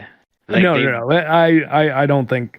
I think that statement is a lot of like, well, here's how I'm gonna explain this. I don't think No, I don't think in a that's what he million meant. years he intended it to be like, well, I wanted to make No. sure nothing major happened in Phase 4. It's like, no, you motherfucker, you didn't have any plan. You just wanted Exactly. to pump out movies and shows as fast as you possibly could. And Get if you outta want, here. You but what weren't I'm trying to trying say be is, like, if let's you give want to you a watch break. it, go nuts, but you don't need to. Like, none of it is a necessity except for Spider-Man. Like, everyone should Well, watch Spider-Man. I don't know. Like, I mean, to me, I'm like, if you want to say oh yeah, you don't need to see this one, then put your money where your mouth is, MCU. Stop post-credit scenes. Knock it Way to off. go. Yeah. Or just, if you're gonna have post-credit scenes, they need to be totally dealing with the characters in that movie and that movie alone. You can't have it be set up shit for another movie. I can't even remember what the post-credit scene was for Spider-Man now. For No Way Home. Yeah. Let's think what happened. So him swinging in the homemade suit was before the credits. Then after the credit, do we get anything with Happy? Yeah, isn't it the he goes to see Aunt May's grave and nobody knows who he is? Yeah, something like that. Maybe, yeah. But like, I mean, see, that's fine as a post-credit scene. Or like the I hated the movie for the record, but Multiverse of Madness, the post-credit scene that's just Bruce Campbell like hitting himself and then the spell wears off and he's like, "Oh, it's over." Sure. Psychic with Bruce Campbell at the end. Whatever, that's fine. Yeah. I have no problem with that. Yeah. But I'm saying that if you're, and like, I actually don't even have a problem with post-credit scenes that bait stuff. But I'm saying if you're gonna do that, if you're gonna make that kind of your primary business model, you can't be saying like, oh yeah, we're not really gonna think about the overarching story. Yeah. We're gonna bait shit and give you a whole bunch of like, oh, you know, this character that you probably heard about from some comic book nerd that you talked to 30 years ago. Well, they're gonna be in this movie, and you better look up their Wikipedia page and pretend to know everything about them by next week, because everyone's gonna be talking about who the fuck did Charlize play at the end of that movie. Whatever fucking Charlize Theron's wizard purple lady character was. Fuck you. Multiverse of Madness. See you in theaters. Yeah. You know, like it all just really seems like that at this point. It does not at all seem like, hey, we're really building like a cohesive story that is going to weave in and out of a whole bunch of different characters with a bunch of multi-tier, multiple year, decade-long arcs. Yeah, but they didn't do that with Phase 4. Sorry? Like, aren't we glad they didn't do that with Phase 4? No, not necessarily. I mean, not yes or no, really, because ultimately it's like, well, what you were making, is it good or not? And I think the big problem here is that it wasn't, and it didn't seem like they were actually building stuff up. However, they did. It didn't seem like they actually had a real plan of what they were building to with all the multiverse stuff. No, they were just releasing shit. Yeah.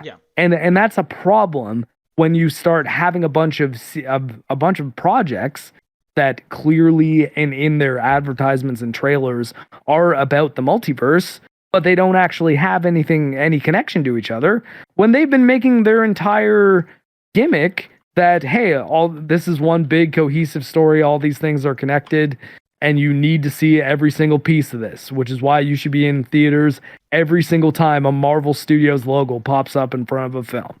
Like that was their deal. And if they want to say, okay, we're not doing that, I feel like that was their deal for Phase 1 to 3. Yeah, but nah, man, I don't believe that they consciously. And Spider-Man No Way Home. Sorry, I don't believe that they consciously got rid of that idea at all. I just think they got fucking lazy. Yeah. I just don't think they're doing it right. Yeah. I think they bought into their own hype, and they think that the logo at the front of the movie is enough, and that they don't actually. They're doing what Star Wars started doing in 2015. Yep. But 100%. But except you don't like. It's very clear you don't need to watch anything in Phase 4 except for Spider-Man. Yeah, but I don't think that there's a single Marvel executive that will tell you that was their plan. No, but like it doesn't matter if it's their plan or not. That is what happened because of it. Well, yeah, no, and I agree that it's a problem, but I'm saying that it wouldn't be a problem if everything was truly standalone. And by that, I mean, you don't have one version of a multiverse in No Way Home that has Doctor Strange and then have Doctor Strange in his own movie a few months later But and have again, the rules of that multiverse be totally different. Sure, that's the and problem. I understand they're still trying to make money as a studio. All I'm saying is you're upset because everything's not all together, but you're also no, not exactly. That is looking at what I'm saying too simplistically because it's only looking at one aspect of it. I do think that it would be better if they had a solid plan and everything was connected, or I think it would be better if everything was totally disconnected but not breaking each other's rules, not stepping on its own toes, not making it seem like they're establishing shit and then coming out with another movie that's like, oh yeah, that stuff we established, kind of forget all those rules because they sort of don't matter because now we're doing this. Well, and what I think it would be totally fine if they were just like, okay, Guardians of the Galaxy are off in the fucking a different galaxy doing Guardians of the Galaxy shit, which I'm hoping is still what happens. Thor's over here doing Thor stuff. They're like, or I mean, I guess Love and Thunder kind of was its own thing, so that's a bad example of this. But Loki has its own multiverse. Multiverse Madness has its own, and that's it's muddled and shitty, and it doesn't. It's confusing. It's everything that every other company who's tried to do a connected universe has fucked up on right away, and they're doing it after they've had a decade of success. Well, it seems like they almost have no excuse to be fucking up as hard as they are. Well, and that's why I didn't watch Cape shit this year. Cause I was like, I'm gonna watch trailers. I'm gonna watch trailers and see if they interest me. And I didn't see a single fucking Marvel movie in the theaters this year because I was like, what is this? How does this connect? Wasn't the Eternals this year, right? I think that was last year. Was that last year? I remember seeing that trailer and just being so confused. I'm like, wait, are they like ancient what the fuck is this? Like, how does this tie into fucking anything? Like, I was confused that you could throw Salma Hayek and Angelina Jolie into the same film, and I'm still just like, that's a unique skill, I suppose. But yeah, they are of my era, KJ. They are of my era. Salma Hayek. Yeah. It's just what did Daniel Brovedani once shout from your kitchen, Fonz? I honestly can't remember, but I know you do. So it was we were talking about, it was around the time that the show Desperate Housewives was out, and there was an actress on that show, another not middle-aged, that's probably mature Latina woman played by Ava Longoria. Ava Longoria. Yes. And the question was, who's hotter, Ava Longoria or Salma Hayek? Brove was up in your parents' kitchen making pizza, and I didn't think there was any way he would have been able to hear us say that, but all I hear is coming from upstairs, no one is hotter than Salma Hayek. At the time when Dust Till Dawn came out, or Desperado, Jesus. Yeah, well, it was a few years post that, but she was still a rocket, as the kids are saying. Oh. And I mean, honestly, her and Angelina both still look quite good to this day. Angelina looks a little she looks like she's had a bit of work done. I guess that's definitely. Say, but she still looks good. I mean, I'm not. It's. I guess the work seems clearly there.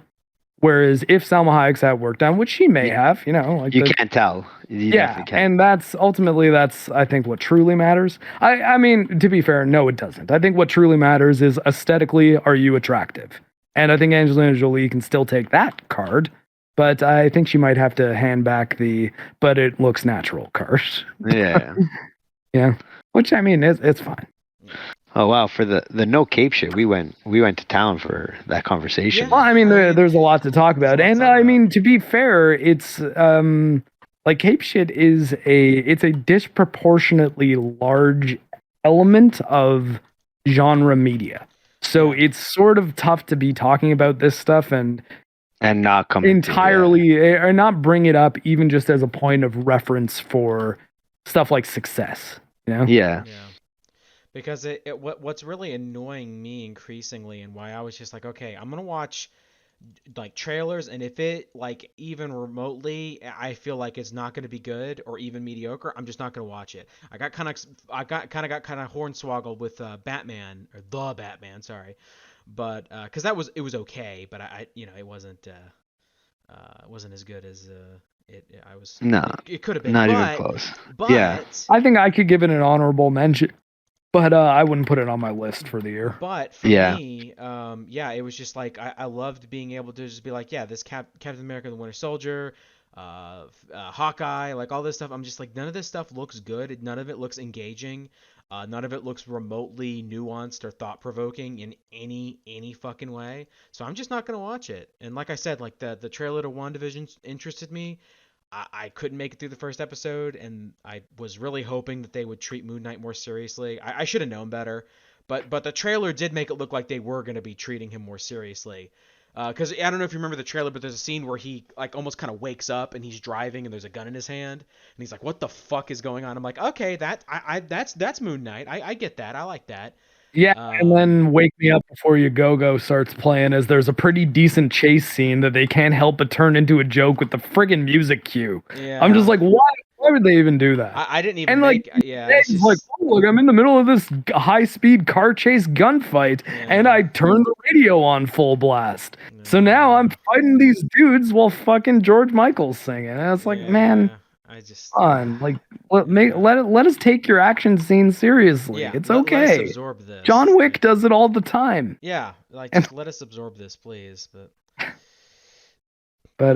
yeah, no, I had a similar problem with Moon Knight. I got 2 episodes into Moon Knight and tapped out, and that was the first one I had watched since the end of Captain America: Winter Soldier. I not only did I not watch Captain America, so like I said, I didn't even make it through the first episode of Moon Knight. I mean, like I'm out. Captain America is my favorite MCU character that is not Daredevil because I don't know. I mean, Netflix Daredevil isn't really in the MCU, especially now.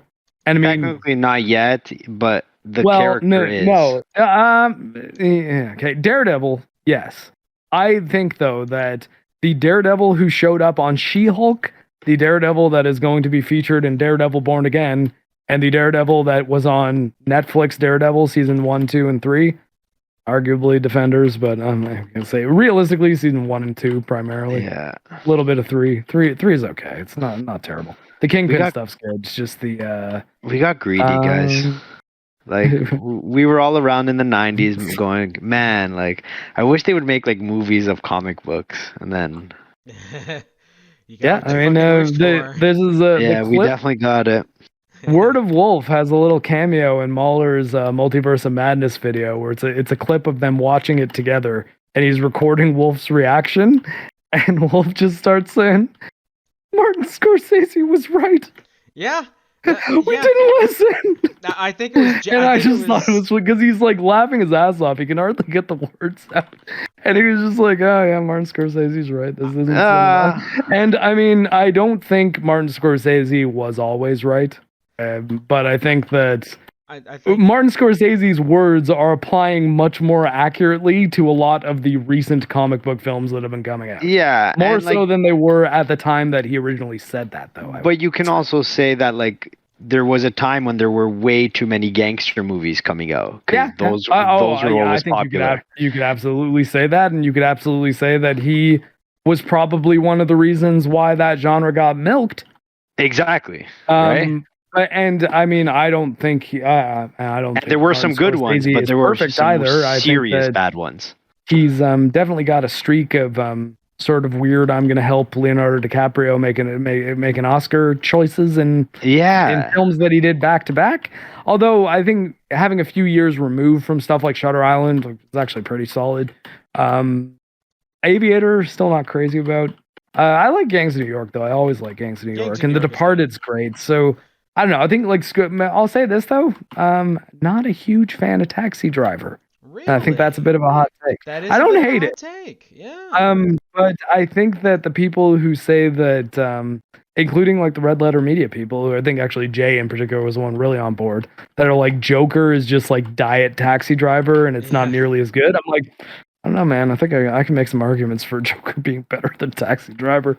It's not more original. Because, I mean, clearly Taxi Driver was a big influence on Joker. But yeah, I'm not. I I don't always know. felt it was more King of Comedy personally, but that's just me. Yeah, and I I think always that felt that's probably more accurate. But just I think the idea of a down on his luck, budding psychopath yeah. trying to sort of do what he thinks is right. You could definitely say that Taxi Driver has some inspiration on it, even if King of Comedy was probably more of a direct inspiration, or at least with the stuff that happens with Robert De Niro's character in Joker, which is it's actually pretty wild that those two movies are pitted against each other Yeah. when Robert De Niro is like probably one of the he's the most important character in Joker who isn't Joaquin Phoenix realistically, because he's the character in the pivotal scene. Yeah. Like, but yeah. Anyways, I we kind of trailed off there. Yeah, we digress. Let's move on, Mark. What was your number 8? Let's see, which one should I throw on now? Let's say, to keep it on the subject of horror movies, that I would probably be putting towards the bottom of my list anyways. But I'll say Barbarian is my next pick. Anyone see the film Barbarian? No, I heard it No. was good. It is definitely interesting. And it is a horror movie that I think is most effective when you do not know even what the premise is. So me even telling you what the premise of the movie actually is, and arguably that the premise of the movie is a spoiler being a thing at all, makes it kind of tough to talk about. Yeah. Because you will very clearly think you are watching one type of movie in order only to find out it is a related but different. It is not the subgenre that you thought you were in, even if the overarching genre is the one you thought you were in. If that makes any sense. Yeah, I get you. But yeah, Barbarian, quite the good movie. I strongly recommend it. I think it's directed by the guy from The Whitest Kids You Know. Oh, yeah. Comedy dude, but he made a horror movie. He did the Jordan Peele thing, I suppose. Huh. But yeah, so that's my pick for that one, Barbarian. Okay. Very nice. How about you? Fonz? Actually, I'm gonna go for like a piece of news that's just been taken over my life, and that's gonna be Elon buying Twitter, because it's just the gift that just keeps on giving. Yep. I personally have no quarrels either way. Like, just the news that comes out about it just kills me, and like just all the YouTube videos that get made about it, whether they like it or they don't like it. It's literally, might as well. I can't wait for the movie to come out about this, because it's just been so good, and it's actually made me use Twitter a lot more often nowadays, because I just love seeing people's reaction to things. I'm on Twitter all the time regardless, but now I have a blue check mark. It makes me want to get a blue check mark. Honestly, primarily I did it just so someone doesn't take Marc the Cyborg. Yeah, like, that's smart. I mean, that is like, I was like, I'm not that big a deal that I feel like I really need one, but I think there is, at least for a year, I'm gonna say, probably no more than a year, maybe 6 months, there is going to be an element of, I think some people will take you slightly more seriously on Twitter if they see that blue check mark, just because we've been kind of programmed trained that way, yeah. Or is like, yeah, to say like, okay, so this is like a legit person I'm talking to, and not like a random troll or whatever. It's definitely not a bot, that's for sure. Like, I know, and I a few people are going to pay. There is some value in that, and I don't know that I'm going to be paying for this like in the years to come, or even for the rest of this year. But I'm trying it out. I'm liking being able to edit my tweets. I think that's pretty cool concept. You can't do it for, I think it's 30 minutes. 30 minutes, and you cannot edit replies. So, which sucks, because if you just made a typo on a reply, you kind of feel like you paid for nothing. But but that's pretty good. Yeah, because it holds the sanctity of like, no, if I replied to you, I didn't change my reply. Exactly, making somebody else look crazy, because like, you could change it and then be like, see, I don't know why this person went off on me. Yeah, personally, I think you should be able to just edit any tweet you made at any time. I just think people should be able to view the edit history, because I think in 99 1,000 times out of 100,000 or whatever, it would just be people. They put the wrong kind of there in, right? Like Yeah. apostrophe re. Or EY, sorry, God, I can't even spell that out loud. But like most of it'll just be that, and every so often someone will get caught totally changing their take. And yeah, like, but it would be a lot to keep like I I'm just love this movie because they saw someone else, like, someone they just respect thinking of it. had the opinion, so it might be a lot to keep the edit history of every tweet that's ever been around. Well, I mean, you can put a time limit on it, though. But yeah, I mean, you can do that on Facebook, though, can't you? Pretty sure you can edit any Facebook comment. I think so. Possibly. I think so. But like, there's a reason why like people don't. I don't think that's the reason why. And I never understood why we didn't. Facebook is not used to exchange conversations the way Twitter is. And I never understood why, because more people were on Facebook, but well, I think because Facebook is more segmented in its open discourse because of the things like groups and pages, whereas Twitter, there's one Twitter. Yeah, like, it's free for all. Yeah, like you could argue that you could go to someone's Twitter profile if you want to look up, and you can do hashtags. Yeah. But there's more of an idea that like unless you're in DMs, Twitter is just anyone can kind of see what's on Twitter unless you have like protected tweets. But most people don't, because Twitter I think is more about a public conversation than Facebook is. Facebook fundamentally always kind of feels like it's more about keeping in touch with people that you know in real life. Yeah. I mean, not that I know KJ from like Facebook groups, but also because I like arguing with people on the internet, so I find myself in a lot of these things, and part of that is I don't know, maybe a psychological defect. I'm gonna at least put that I'm gonna put that on the table. What? But I think like me liking arguing with people on the internet, but it's pretty much how human evolution goes. Like you can't learn nothing from not arguing. Well, I mean, yeah, that's true. But I mean, especially if you're my wife and you see me looking pissed off because I'm arguing some random person about, I don't know, like whether or not The Last of Us 2 has a terrible script or a masterpiece one. She's like, if my mood shifts and then she's like, what the hell are you doing? And I'm just like, I'm just arguing with some guy. Yeah. Like she could be like, well, is that worth kind of making like changing the vibe in our household? And anytime she calls me on that, I'm just like, oh, you got me. Like, no, like, and I think that's what a lot of people haven't learned. A lot of people haven't learned is that like just because people disagree doesn't mean there's vitriol and hatred between the two. Like that's new Master 69. You are the almighty Thor. No, I think the best thing was Jay and Silent Bob Strike Back when they're going through all the comments about them. Oh yeah, what the fuck is the internet? Well, I mean, I think that's another thing. Sorry, I keep on referencing this. It just sounds like I'm name dropping, but it's just because it's a pretty extensive media conversation I've had very recently with a bunch of guys who tend to have pretty well developed takes. I'm not going to say anything about whether they're correct or not, but they put a lot of thought into it. But like when we were talking about with the EFAP guys, that it's the deal with She-Hulk, which if you haven't seen the show, this might not make total sense. But the writers tend to write from life experience to a large degree. I'd say that's safe to say, correct? Yes. And so a lot of people will do things like, say, George R.R. Martin, for example, researching the War of the Roses in depth was a way to, like, in a tertiary way, apply life experience to yourself that you can then put into your writing.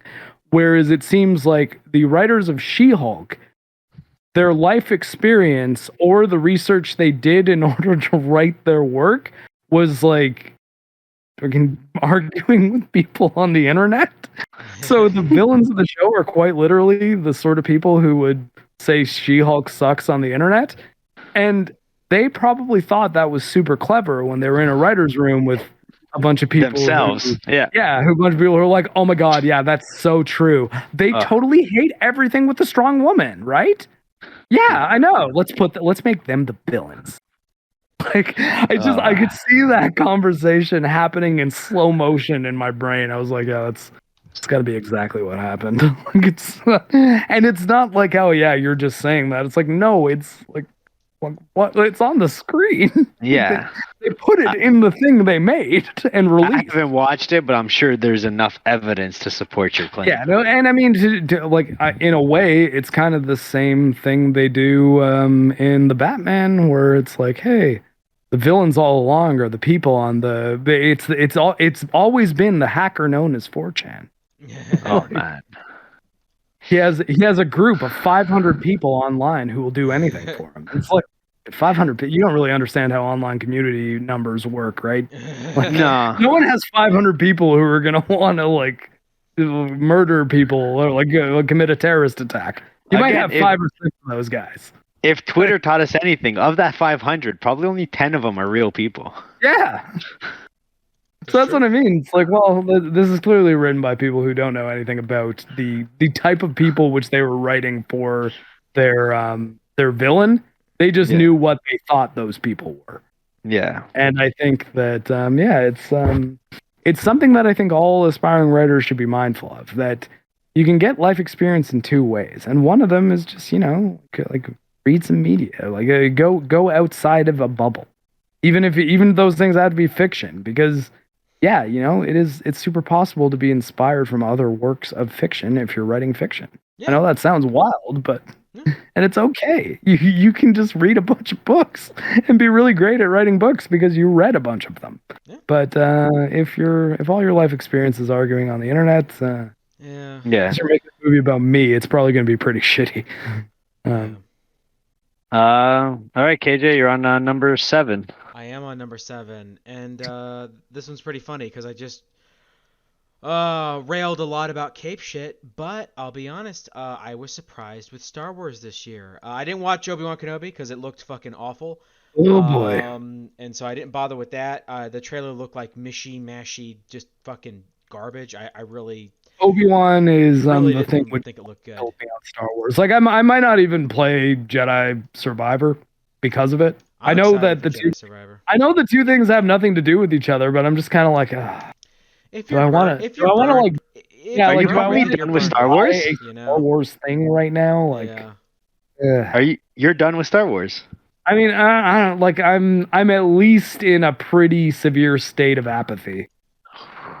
Yeah. It's about welcome to the dark side, bro. I mean, I'm like Mahler and Fringy both told me that I should finish Andor because I watched 6 episodes of it. Hey, guess what's my number 7? I would probably be it, because what else could you be talking about this year? Unless, I don't know, maybe that Star Wars anime thing they did, but Nope. I hear that was not great. My number 7 is Star Wars Andor. Hey, so Kyle here, Litigation Jackson, coming at you with some additional thoughts on Andor. I just announced it as one of my favorite things of 2022, and it's not in my top 5. So I'm going to go ahead and say right up front that I'm switching places with it. I'm changing it to 4.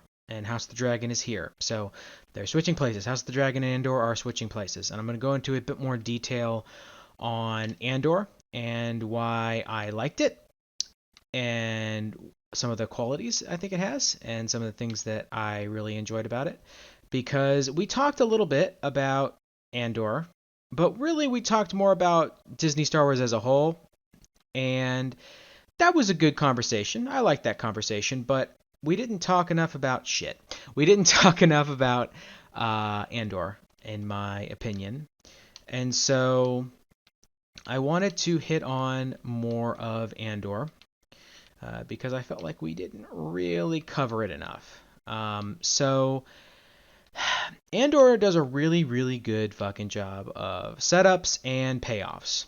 The first 3 episodes 1 through 3, are essentially like the introduction arc, and you have episodes 4 through 6, which is the heist arc, and then you have the excellent prison arc, which is really episodes 8 through 10. Episode 7 is more of like a cool down. Let's cool it back. Let's cool it down. Let's cool it down kind of episode. So the first 3 episodes are a wonderful setup to the world and the characters and the general vibe that we're going for. It really does a great job of setting up Cassian, Luthen, Bix, their relationship with each other. It does a great job of introducing Cyril, who is a great character. It does a great job of introducing the ISB and their whole deal. It does a great job of really kind of setting things up. And I love those first 3 episodes. They really, really grabbed my attention, especially episode 1. And episode 3 is just so satisfying. It's such a wonderful crescendo of everything that is set up in episodes 1 and 2. And I really love Stellan Skarsgård as Luthen. He is so good. Such a good character. Mon Mothma is fantastic. I love the family dynamic, the relationship she has with her husband, and her kid, Lita, which is pretty great. And I really, really enjoyed that family dynamic and her kind of like a bunch of spinning plates, essentially. She's trying to balance all these spinning fucking plates. And at any moment, they're all going to come crashing down. And there's so much tension there because you know it's only a matter of time before something fucks up. Something's got to screw up. And it's just great. But the second arc, the heist arc, is really good at expanding the world, kind of expanding the conflict. And it does a really good job of showcasing the character growth with Cassian. And it also does a great job of introducing new characters. And I like the arc. I'm not going to talk too much about it. It's a good arc. It's a solid arc. A lot of great character stuff. I enjoyed it. But the standout arc for me, the really good one, that's like next level, is the prison arc. So episodes 8 through 10 is where shit gets real. It is so good. Andy Serkis is so good as Kino Loy. Throughout this arc, Cassian is basically convicted of something that he didn't commit. He didn't even really witness the crime. It's very Kafka-esque, as a few other YouTubers have pointed out. Kafka's The Trial, if you want to read that. And what's really, really great about it is he's already kind of looking for ways to maybe escape. He's looking for ways to kind of get out. And Kino Loy is like, just ignore it. You know, keep your head down. Don't think about it. Keep your head down. Just focus on, getting to the end of your sentence and just get out. And he asks, how many guards are there on each level? And Kino Loy does not answer. He's like, just don't worry about that. Like, just seriously, you're going to get yourself into trouble asking those kinds of questions. So don't think about that. And we get something that's kind of like a cliffhanger, something mysterious that happens. They're on their way to sleep from their shift, and there's some sign language going on between a couple of characters. And he's like, something's really bad on 2. Something really, really, really horrible is going on level 2. Something really terrible is happening. And Kino's like, level 2, not level 2, something's happening, something's not happening. You haven't got a clue what's going on. So, like, why are you freaking out about something and you don't even know what's happening? And the eldest member of Cassian's little group of forced laborers has a stroke, and they get a doctor for him. He's like, there's nothing I can do. And he's like, well, it's probably better this way. And he's like, what do you mean? Kino Loy is like, what are you talking about? What's going on? And he's like, this, what happened on level 2? And the doctor says, well, someone from level 4 got transferred. And instead of getting transferred to a different facility, they got transferred to level 2 instead. And word got out, rumors started to spread, the guards got unhappy, and because they were like, well, this is going to boil over, so we got to do something. So the guards are in a kind of a rock and a hard place kind of position. The inmates are getting restless. It's like it's a fuck up cascade. Something bad's gonna happen, and so they kill them. They kill the entire floor, and so the really bad thing that was going on level 2 is that they killed 100 people to keep the secret, which is that they're not getting released, they're being transferred. And so one of the best scenes ever proceeds to happen. After all this setup, all this wonderful setup, after all this wonderful character stuff, Cassian asks Kino again, how many guards are there on each level? And Kino simply answers, never more than 12. And I got chills. It was such an earned moment, and I don't know where the fuck I'm supposed to go. It was such an earned moment, and it was such a really strong moment, and God, it was so good, so good. So I'm not going to talk about the final arc. There's a lot of cool things in that arc as well. The prison arc is my favorite. There are so many good character moments. Did I miss a door? Seriously, I must be blind. I must have missed something. But yeah, fantastic show. So I'm switching places. Andor is my number 4, and we haven't talked about Rise of the Dragon, House of the Dragon yet. It's a good show. I like it a lot, but it's Andor is better. And to all the people that say Andor is slow, or that Andor is boring, or that they needed to cut episodes to save time, and that you wouldn't miss anything if you cut some episodes, I have one thing to say, and that is, you are wrong. You are wrong, wrong, wrong, wrong, wrong, wrong, wrong, wrong. You're wrong. Yeah, you're just wrong. You're dumb. But yeah, that's it. That's about it. Where did I miss what door did I miss? Holy shit, fuck. It's surprising how good it is. In fact, I can agree with that. I have seen it's an accident. I legitimately think that Disney just tripped over themselves and just so happened to have really talented writers and directors and actors who gave a shit and really wanted to make something good. Disney just completely just stumbled over a fucking coffee table and all this stuff just spilled out. Like, I honestly think of a big part of it where they had so little faith that Andor would matter at all that they didn't have much oversight. Yeah, they're just like, but it's like, yeah, no, it's because Obi-Wan was probably the one they should have paid the most attention to. And if that's the case, I got news for you. Yeah. You're not good at your jobs. Yeah, so do you think Andor was good because it was good, or was it good because everything else from Star Wars has been shit? No. Andor stands on its own as a very quality show. It takes its time.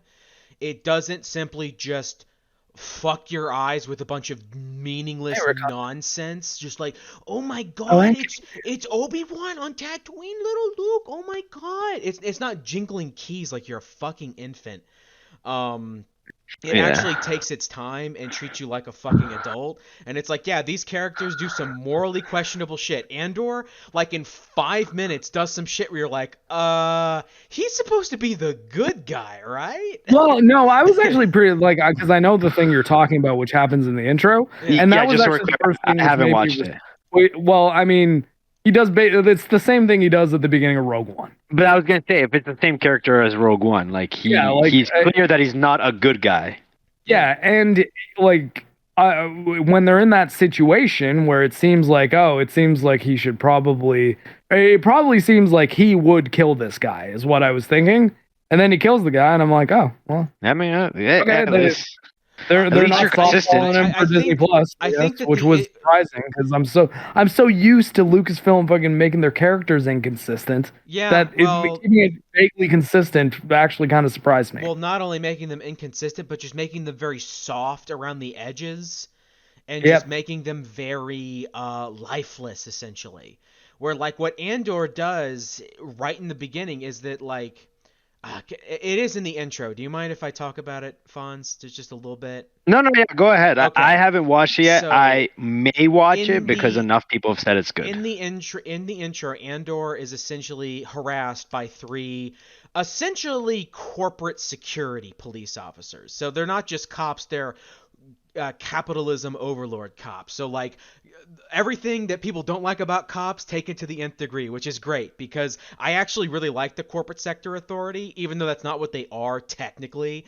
I saw the CSA. I was like, those are corporate sector authority people, even though it's not the corporate sector. It's just they have that vibe.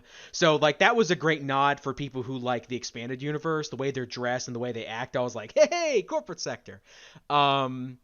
But they kind of harass him, and he pushes one over, and they kind of fight with him a little bit, and then he ends up shooting one of them, and it's what I call a fuck up cascade, where it's like, oh, now this person's involved, oh fuck me, now this person's involved, and it just kind of escalates. You know what I'm talking about? Mm-hmm. So the intro is essentially a fuck up cascade where Cassian kind of does a murder, and I don't mean like shooting someone in the back. I mean like looking someone in the face and gunning them down when they had their like hands up and were like, I fucking surrender. He's like, I'm gonna fucking kill you. And he doesn't. And what's funny is he's not happy about it. He's not like, you're dead, motherfucker. Like he shoots him, and it's almost like he's kind of like, holy shit, what the fuck did I just do? Did you kind of take it from that, Mark? Because his facial expression. Yeah, no, like, he wow. doesn't seem like he's super pumped about the fact that he just shot that guy. But at the same time, when he was, are we talking about the first guy or the second guy? Well, it's not just it's the first guy and the second guy because it's the first guy is kind the of like first one was sort of an accident. And he doesn't shoot the first guy, right? He like throws him into a wall. Yeah, the first one is kind of almost like maybe like a manslaughter type thing where it's sort of like an accident, but the second one is intentional, and that's what really is like, oh shit, and he's clearly and that was the one where I think it makes sense with the way they established his character previously, because he is absolutely the type of guy that, like, or at least in Rogue One, where, hey, it would be super convenient if you were dead right now. Oh, okay, you know what? Sorry, man. No, I don't want to do this, but I'm gonna. No. And it just don't want to kill you. I really don't want to kill you. Yeah. I mean, I'm still gonna, but know that I don't want to. Yeah. It's shocking to see something with so much effort from Disney, because Disney is like late stage capitalism overload where it's just this meandering, shallow, meaningless corporate slop that they feed to you, and you're like, eat up, piggies, eat the product, yum yum. And it's like I would almost say late stage capitalism would be keep on pushing past that and realize that that's not making you any money. Yeah. Put some effort into shit. Yeah. Well, what's funny is this isn't making them a ton of money. The watchers aren't really... It's not really getting a ton of watches, and I know some people have posited that it's Star Wars fatigue, and I hate to break it to you. Well, it's not. Fatigue is probably not the right term for it. It's not. It's the fact that it isn't jingling keys. It's not, here are the 10 things you missed in last episode of Andor. You know, those fucking... I mean, that is not... thumbnails with like the circles and the arrows.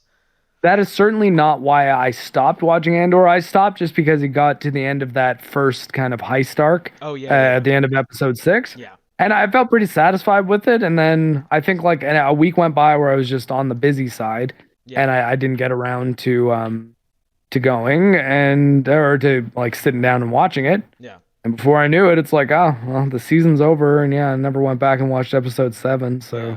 and whatever. And I think part of that is not fatigue isn't the right word. Like because I'm not tired of Star Wars. I think I've grown apathetic towards Star Wars at this point. It's like, well, I think Star Wars could be a fine franchise, but I think it's gotten so deep into the weeds of just like we're going to make everything a political scandal if we're not getting exactly what we want, which is why the second Obi-Wan started, you had all of the articles coming out about Moses Ingram receiving racist threats from toxic fans. And it's the corporation never. The corporation always that's what they love. They love it when people attack actors because actors are faces, and it's easy to attack an actor, and the corporation can just hide that and use the actors as a shield.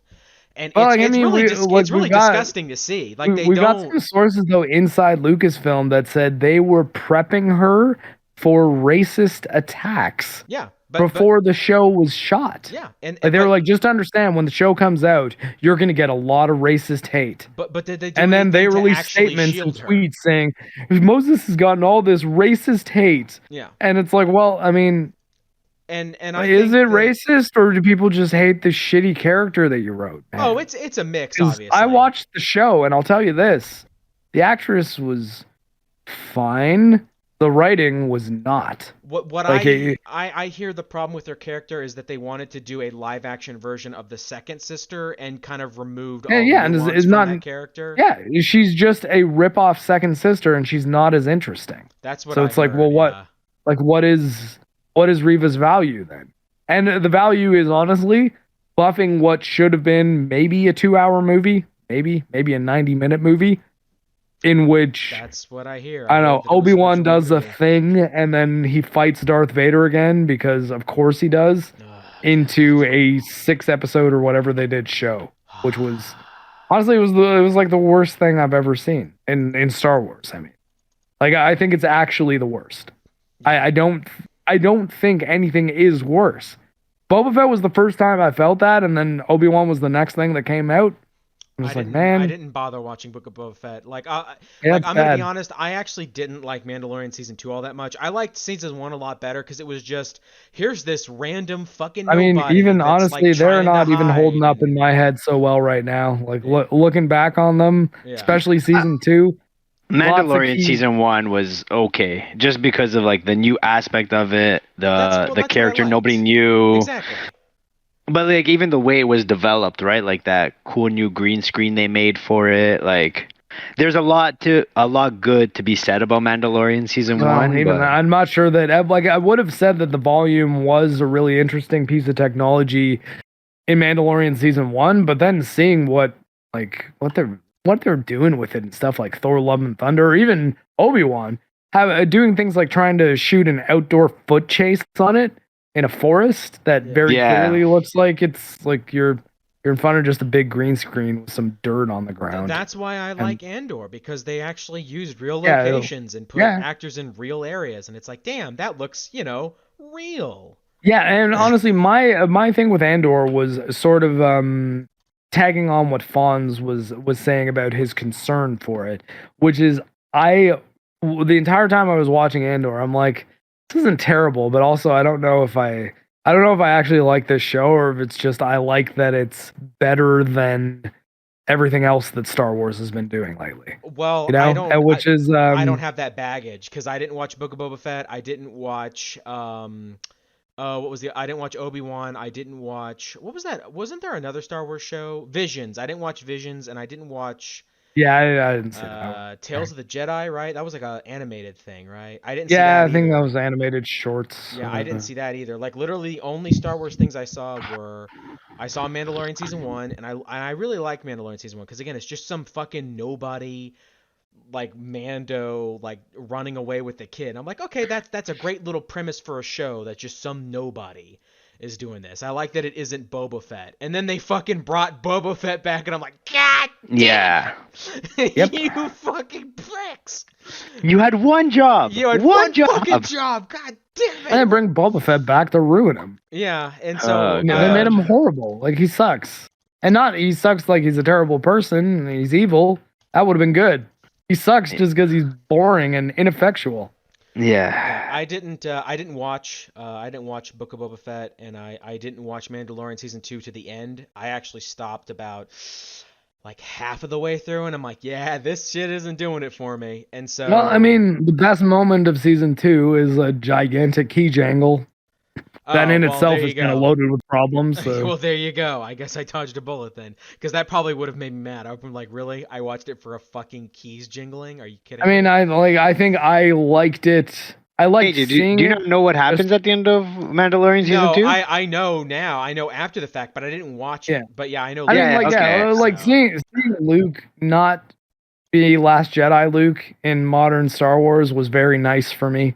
yeah, Yeah. I wouldn't say that it solved any problems I've had with Disney Star Wars in any major way, yeah. especially because they've since basically overwritten Luke's. They basically re-ruined. They Last Jedi'd him again in Boba Fett Oh really? because obviously Luke Skywalker is in the Book of Boba Fett as well. Because why would you pay off the why on earth would you pay off the scenes the setups in Mandalorian season 2 in Mandalorian season 3? Oh yeah. What you Very got good to do is thought. pay those setups off on the Book of Boba Fett Oh yeah, in an absolutely. episode which Boba Fett doesn't appear. This is a Oh, thing which really happened. absolutely. Absolutely. Is Or that sorry, are you he's in one scene standing around a table. are you being serious right now? You're not No, memeing I'm me? actually being 100% What the serious. fuck? Like, What the fuck? at one episode, the last 2 episodes of Book of Boba Fett, one of them is just fucking the first episode of Mandalorian season 3, and the one that comes after that is Mandalorian showing up on Boba Fett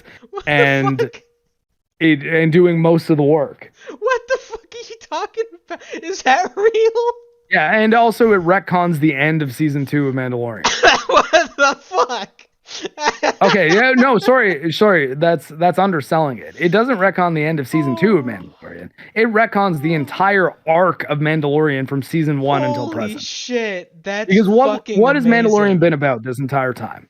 Well, it's been about personal growth. No, the About main plot, oh Don't the even main get plot. deeper. Oh, the main plot Protecting has Baby been Yoda. yeah protecting Yeah, baby little Yoda man protect from Baby Yoda, get him to the Jedi. yeah get him right? to Jedi absolutely Awesome. Yeah. Okay. So cool. We take care of that by the end of season 2.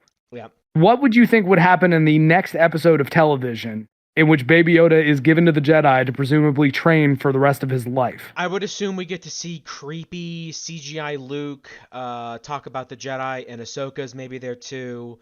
And then Grogu kind of goes, "Wah, wah," and then lifts some shit, and he's like, "Very good, Grogu." And then he talks more about the Force, like Yoda, about like how the Force surrounds us and stuff like that. That's what I would assume. Yes. Although, end that with Luke Skywalker giving him an ultimatum and putting in front of him his lightsaber and a set of like fucking mithril armor from Lord of the Rings, but made for a Baby Yoda out of Beskar. Are you And I'm not kidding. fucking No, I'm not serious? kidding. I'm not kidding. Exactly that. So Mandalorian comes to visit him on the Last Jedi temple place. No, sorry, the Force Awakens Jedi temple that like Kylo Ren burns. And gives him a little mithril chainmail armor, or not mithril, sorry, Beskar chainmail armor that is just fucking Bilbo's gift to Frodo from Fellowship of the Ring. Like it's the exact same thing. I couldn't believe it. I was like, Holy they're shit, just dude. doing the Lord of the Rings thing here. And then Luke gives him an ultimatum. He's like, yeah, you can take this armor and go back to your friend, or you can give up that life forever and join the Jedi way and commit yourself to it entirely. I'm like, you're Luke Skywalker. Like, did you guys not, like, people writing this, did you guys not watch Star Wars? Did you not understand that one of Luke's main problems with the Jedi was that they would say, yeah, no, you just got to kill your father because, I mean, he's a Sith Lord. So you got to just go, like, the only way the Emperor will lose is if you can kill your father. Or I'm paraphrasing that in reverse because it was, I can't kill my own father. And then Obi-Wan says, then the Emperor has already won. And that's the Jedi outlook. But Luke's thing was, no, my love for my father isn't a burden that's going to make me weak. Yeah, it's a benefit. It's like, a good thing. Yeah. Like that, Luke's whole deal is no, fuck you. I love my family. He'll pay for the things that he's done wrong, but I'm not going to execute him. I'm going to let him basically come to terms with his own guilt and become a better person, be redeemed. It's like Jordan Peterson always says, go into the belly of the whale and rescue your father, You gotta eh? go into that whale, eh? but I mean, that's what I mean. Like that, it's such a critical part. Imitation. He's really easy to make fun of, He's really easy to or make he's fun really of. easy to impersonate because He's all you kinda got to like- do is do Kermit the Frog he's and kinda like a Kermit the Central Frog, eh? Alberta accent. I mean, you Just throw a gotta little just prairie in there. I mean, you gotta just fight your father in the belly of the whale, eh? You gotta But just fight that yeah, but dragon. no, that like seriously though, that's like I mean, it's no joke that what Peterson's referencing there is like hero's journey stuff, Yeah. and hero's Star journey Wars is like your typical hero's journey, Oh, right? yeah. Like it's the archetypal Joseph Gamble's hero's journey stuff. Oh yeah. deal. Hero's Everyone journey knows to a this; T. they've Oh, always yeah. known that. Yeah. Yeah, Mandalorian. Sorry, Book of Boba Fett was just like, yeah, no. Now Luke said, "Fuck that." I'm gonna make this kid give up the only friend who he's had his only living friend in the last several decades probably, and not let him even have a gift or a memento to remember him by, and tell him that he's got to just dedicate everything to me right away. And like if you're saying this guy has like the brain of a child essentially, I mean that's how Grogu acts. He doesn't act like a 50-year-old, which is what he's supposed to be. He seems like a toddler. Yeah. Like if you give an ultimatum like that to a toddler, they're gonna run back to mama. Like that's obviously what's gonna happen, right? Like they're gonna go with the one that's more familiar to them. They're not gonna be thinking about the like grand implications of it. But I mean, my point is, I'm thinking about this harder than the people who wrote it did. Yeah. That is what I'm gonna end that with. Yeah, that is. All right, what number are we on and whose turn? We're still on talking about Andor technically, okay. But then we just popped the fuck off. No, I mean I really liked Andor. I recommend it, and like I said, I didn't watch a lot of this other Star Wars shit, so this is coming from someone who is not, strictly speaking, all that biased towards it, because I don't have any sort of great love or hatred for most of the Star Wars that came before. In fact, the Star Wars that came before, the stuff that I watched, I liked. You know, like again, I like Mandalorian season 1, so I'm not coming at you like a massive Star Wars hater. I'm just someone who hasn't decided not to watch a lot of it because I figured it wouldn't be worth my time. But I do like Andor, and I do recommend it. Cool. All right, so Fonz, you're number 7? Yeah. So I'm going to discuss the, like I mentioned, Chat GPT, which is the new AI. Was formed by a company called OpenAI, which... Now, just to preface this, because I know that from when you originally told me about it, my wheels were spinning here. The chat in this means you talk to it. It is not anything about us talking, having a conversation. It's you write things to give it commands. It's basically like the newest virtual assistant at this point. And its own oh my god, description of itself is: I do not have a physical form and exist only as a computer program. I do not have the ability to think or feel for myself, and I exist only to serve as a tool for generating text based on the inputs provided to me. Like basically this chat can respond unlike any other assistant that's ever been able to respond, as well as it can remember previous conversations over the course of an hour. So like if you ask it a question and stay within the confines of that chat room that you've started with it, if you go back to previous questions, it'll remember what you've asked it and it can build on it. And actually OpenAI was a company started by Elon Musk's too, like between 2010 and like 2020, basically. Like Elon Musk started like a shit ton of companies, and he can't keep getting away with it. And like he would start up companies, he'd stay there for a while, he'd leave. Like that was his MO. Like he was really big in like startups, basically. Well, I've got mixed feelings on Musk because I probably lost about $700 in crypto because of him. However, I do like that he bought Twitter. Yeah, well, everyone can have their opinion on the person Elon Musk, but as a entrepreneur, like he knows obviously Twitter is going to be up for debate for a while, like whether that was a good deal. Yeah. But And he I mean, knows his technology. Like he it's knows. why it's the primary reason I pay for my Twitter blue check mark now is because I think that Fonz, I think we were having this conversation when he came to visit over Christmas break, that you oh man, train of thought. Mm. Never mind. Fonz, go What back onto your thing. it had to do with doxing for sure, because that's what we spent No, most no, of no, our no. time Oh, on. we didn't know. Advertisers. Yes. Advertisers. So Twitter possibly being in trouble because of what Elon Musk has been doing because advertisers might be leaving, and that's how Twitter generates income. But I think that one of the best ways to stop that from always being the case is to vote with your wallet and say, okay, so let's think of $10 that I can cut out of other aspects of my life that I pay monthly to move it over to here.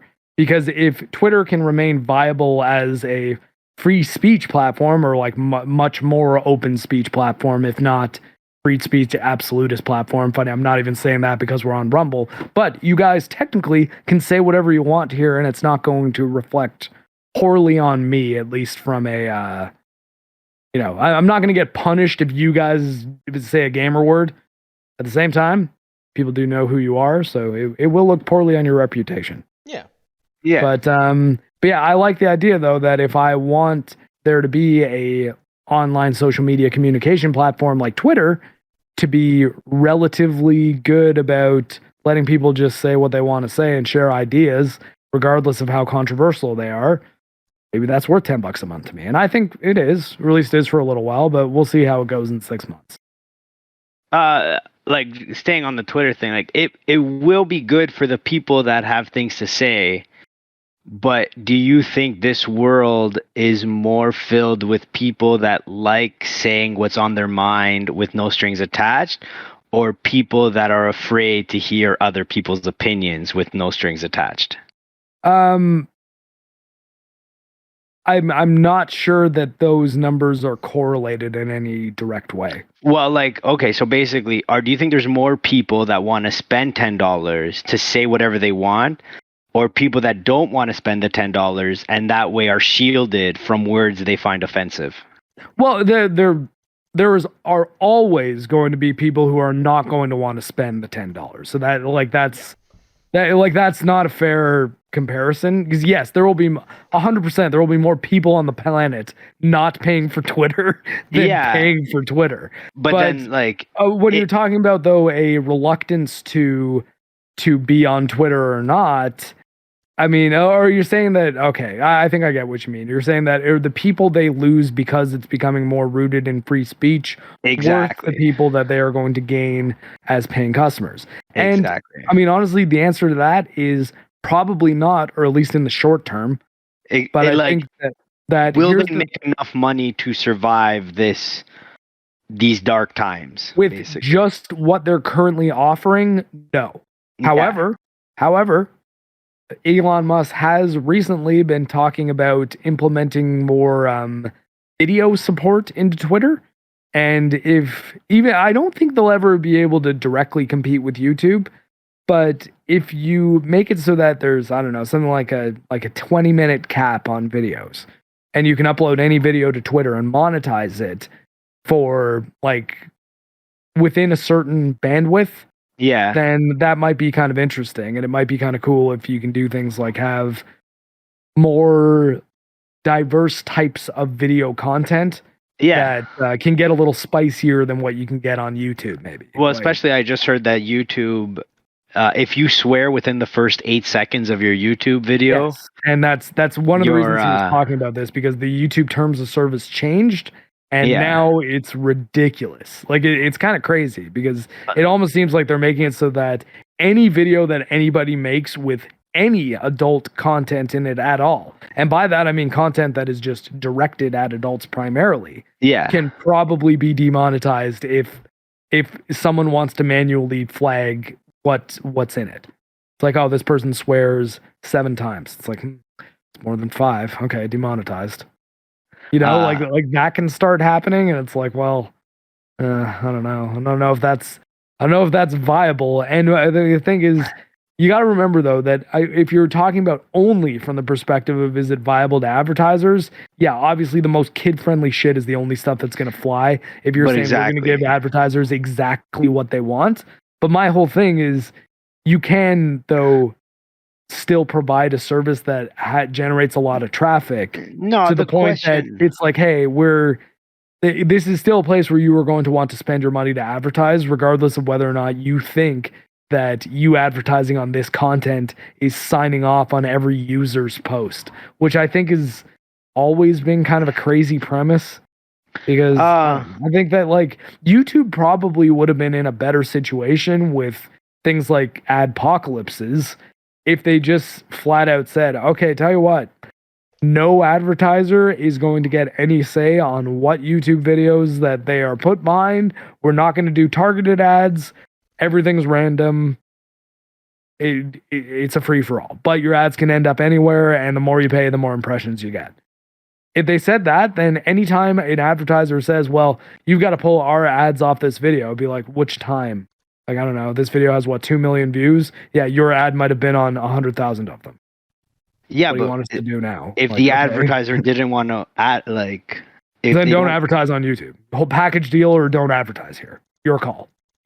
And just And- make that the rule. It's that's like no. You saw a political candidate who you didn't like doing a speech on YouTube, and your product was advertised before it, and now you want YouTube to be responsible for it. YouTube service should be like, yeah, that's not our problem. Fuck you. But YouTube, like whoever was running at the time, decided that that was too much of a risk for all the advertisers to pull their money out. I mean, yeah, maybe, but I Like- still think in the long run it's the right thing to do. Maybe, like I think KJ hit on the head with Disney. Like you're caught in a machine now. Do you just keep pumping stuff out because it's gonna make the same amount of money because of based just surely on quantity, or do you want to make it worth it so that people keep rewatching stuff, right? The brand is And- everything. Yeah, although with Like, media, that's media where is kind YouTube- of, it's hard to compare to social media directly in that way because you're like Twitter isn't a thing that you're done with really. Like I mean you can be at any time you can leave Twitter. I'm not saying that you can't be, but it's not like you go see the new Marvel movie and then you see No, it, but like right? you, I mean, like can you're watch it never again done if with you want. YouTube either, right? But if all the people that are creating content for YouTube are the same people over and over and over again because everyone's been adpocalypsed out and they can't make videos anymore. Yeah. And then it just becomes generic. It's really good for advertisers, but then if they're not getting I mean, the is it? billions of views, but that's the thing. Yeah, Like if they're not exactly, getting the like- billions of views, however, like that's the risk that YouTube is taking right now. Like they need to walk a line, and Disney's walking that line as well. Like how to make content for enough people to make the money they need to make. Yeah, and I think it is tough, and I think that honestly we should probably veer away from the Twitter conversation because I think that this could keep us going for Yeah. several hours longer. And Yeah. Lots to Just talk let me, about. I'm at the point that I might say, hey, we should just get to our number fives and then come back on Thursday. Yeah, But, going back to the Chat GPT, it is the same company that made the oh my god, it created a really big problem with art AI art. Oh yeah. Or did they make Midjourney? They didn't make Midjourney. I'm trying to find out they made Dolly 2, Okay. which was the popular AI art generator, and they made Whisper, which was an automatic speech recognition, and now they basically combined the two.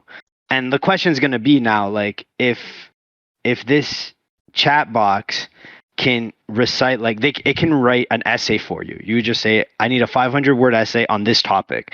And the problem is, if you ask it twice for the same thing, it writes two different essays. Like, it doesn't write the exact same essay the first time. And so there was a problem already where somebody used it to write a paper for university, and the professor knew that the kid cheated, but he couldn't prove it because the chat kept creating new responses no matter what. So finally, the kid had to admit it. If the kid never admitted it, if he just denied for the rest of his life, there was no way they could have proved it. But he did say, like, he's just like, yeah, I used this chat box. It did it for me. It's going to be a legal nightmare, especially with artists, Because the thing is Exactly. that artists own all the copyright to their work, and so the AI just like people If it feeding it uses into an it, AI, it's like, oh shit. at what point is it the artist's work still, and at what point is it the AI's art? Yeah, And the same with like words too, right? Like, and some of the well, the thing is that the problem is that several artists' signatures have already shown up in AI art, and really? Ah! so it's becoming a real I fucking mean, that's not problem funny, but that it's pretty wild. Like, where they're like, this is not only copyright infringement, but this is like borderline like kind of like Theft. defamation because Yeah. this is fraud, passing it I could off as say. me, like this is fraudulent, and so like artists are gonna come to a point where where they had enough, and this is probably gonna end up becoming strictly legalized because as of right now they're breaking copyright and they're making money off of it because you have to subscribe to a lot of these services. Yeah. Yeah. So it's gonna come to a head, and I feel like it's gonna get really ugly. And I think this is the beginning of it. Like, this is, we're gonna remember 2022 when this all started. Basically, yeah. is why it was on my top 10 list, because like it was game changing. Yeah. No, we are gonna look Pretty back at this crazy. year as the year where like shit went down, and I feel like it's gonna get pretty nasty between I'm just gonna say the redditors of the world and the artists of the world. Yeah. Those will be where the battle lines are drawn. You have the eternally in the basement redditors being like, "This is the future, bro," and artists being like, "Yeah, they're kind of infringing on our copyright, guys, but go off, sis." Well, yeah, I think there's gonna definitely need to be changes made to copyright overall. Not only to this, I think it's been going on long enough, but we'll see. Yeah, it should be interesting, to be sure. It should be very interesting. Yeah, Mark. All right. So this is my 7. Yep. Yeah. Okay, so my number 7 is another film, a movie film. This one, an A24 film, which actually, come to think of it, my next one after it is not. It's just I thought it was at first, but is a film called Everything Everywhere All at Once. Ah, very nice. Starring Michelle Yeoh of Super Cop fame. And wait, hold on. What was her Bond movie? Tomorrow Never Dies fame. Oh god. Starlet of Tomorrow Never Dies, Michelle Yeoh. Yeah, and Pierce Brosnan Bonds are like dominating this stream. Yeah. I mean, objectively the best Bond. No, I'm kidding. It is Sean Connery is the best one. Oh yeah. But anyways, but yeah. So Everything Everywhere All at Once is the second and absolutely the best multiverse movie, which came out this year. Oh yeah. And yeah, except Rays, I guess. Sorry, I'm playing a dungeon in Final Fantasy 14, and my healer dropped the ball. You had one job. Yeah, healed the tank, and my Heal job the tank. It reminds me Jenkins. Although to be fair, I'm not spectacular at playing with mouse keyboard, and that's what I'm trying to do right now. Just because I primarily have played Final Fantasy 14 on my Steam Deck. Yeah. I haven't watched I was it, asking. I want to. You've not yet. It's good. No, but the other person who is in the movie who is very notable is the actor K1. Yeah, crap. I should look up his name. His first name is K and his last name is Kwan. Quan. Yeah, and it's Short Round from Indiana Jones. Yeah. I always forget his name though because he is but as one an of adult. the. Yes, he's an adult now. He's in his probably late 40s. Yeah. Or maybe I don't know, maybe mid 40s because I think he was older than us, but not like a lot older. Like I remember really relating. Because it came out before us. Well, I guess. I think it came out in 1985. I was born. And he was like probably 8. So I don't know. So he's like 6 years older than us, I guess. Give or take. Like, that's not a lot. Like I'm 6 years older than X-Ray Girl. Yeah. But yes. But yeah, Everything Everywhere All at Once is a very, very wacky, very creative movie. That you're definitely gonna want to be buckled up for some weird things which happen. But if you can understand that the movie is going somewhere with all of its wacky, weird shit, and that it's not lol so random, isn't this so funny, guys? Stuff Yeah. that it's like they put some thought into it. You know, there's some real effort in Everything Everywhere All at Once and the way it's constructed. It's very beautiful story. I think it's primarily, I suppose, about a mother and a daughter learning to understand each other, and it's done in the context of what's effectively a really wild superhero movie with some really good fight scenes, some really wacky, funny situations, and some of the weirdest universes you can possibly imagine, and not just it's the same universe, but the stoplights say green and the go lights say red or whatever, Yeah. the lame stuff they were doing in Multiverse of Madness. Yeah, Everything I think Everywhere that's what All they're at Once. putting down. My number 7. There we go. Go ahead, KJ. My number 6 is going to take like 5 seconds. College football, all of it. This season has been fucking awesome.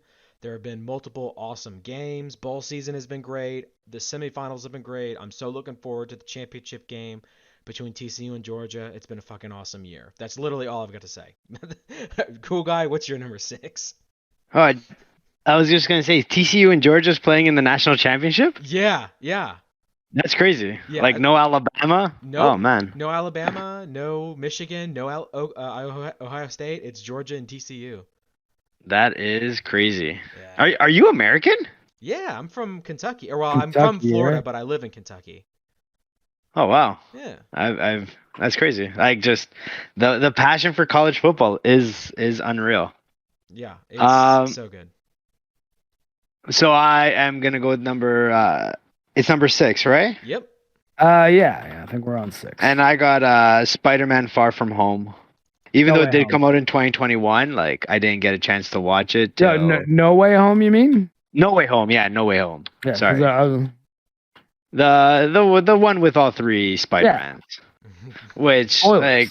like sorry, but I feel like everyone knew that going into the movie too. Yeah, I was half kidding. Like everyone knows that at this Yeah. point. If you are arguing that you don't, you're being silly.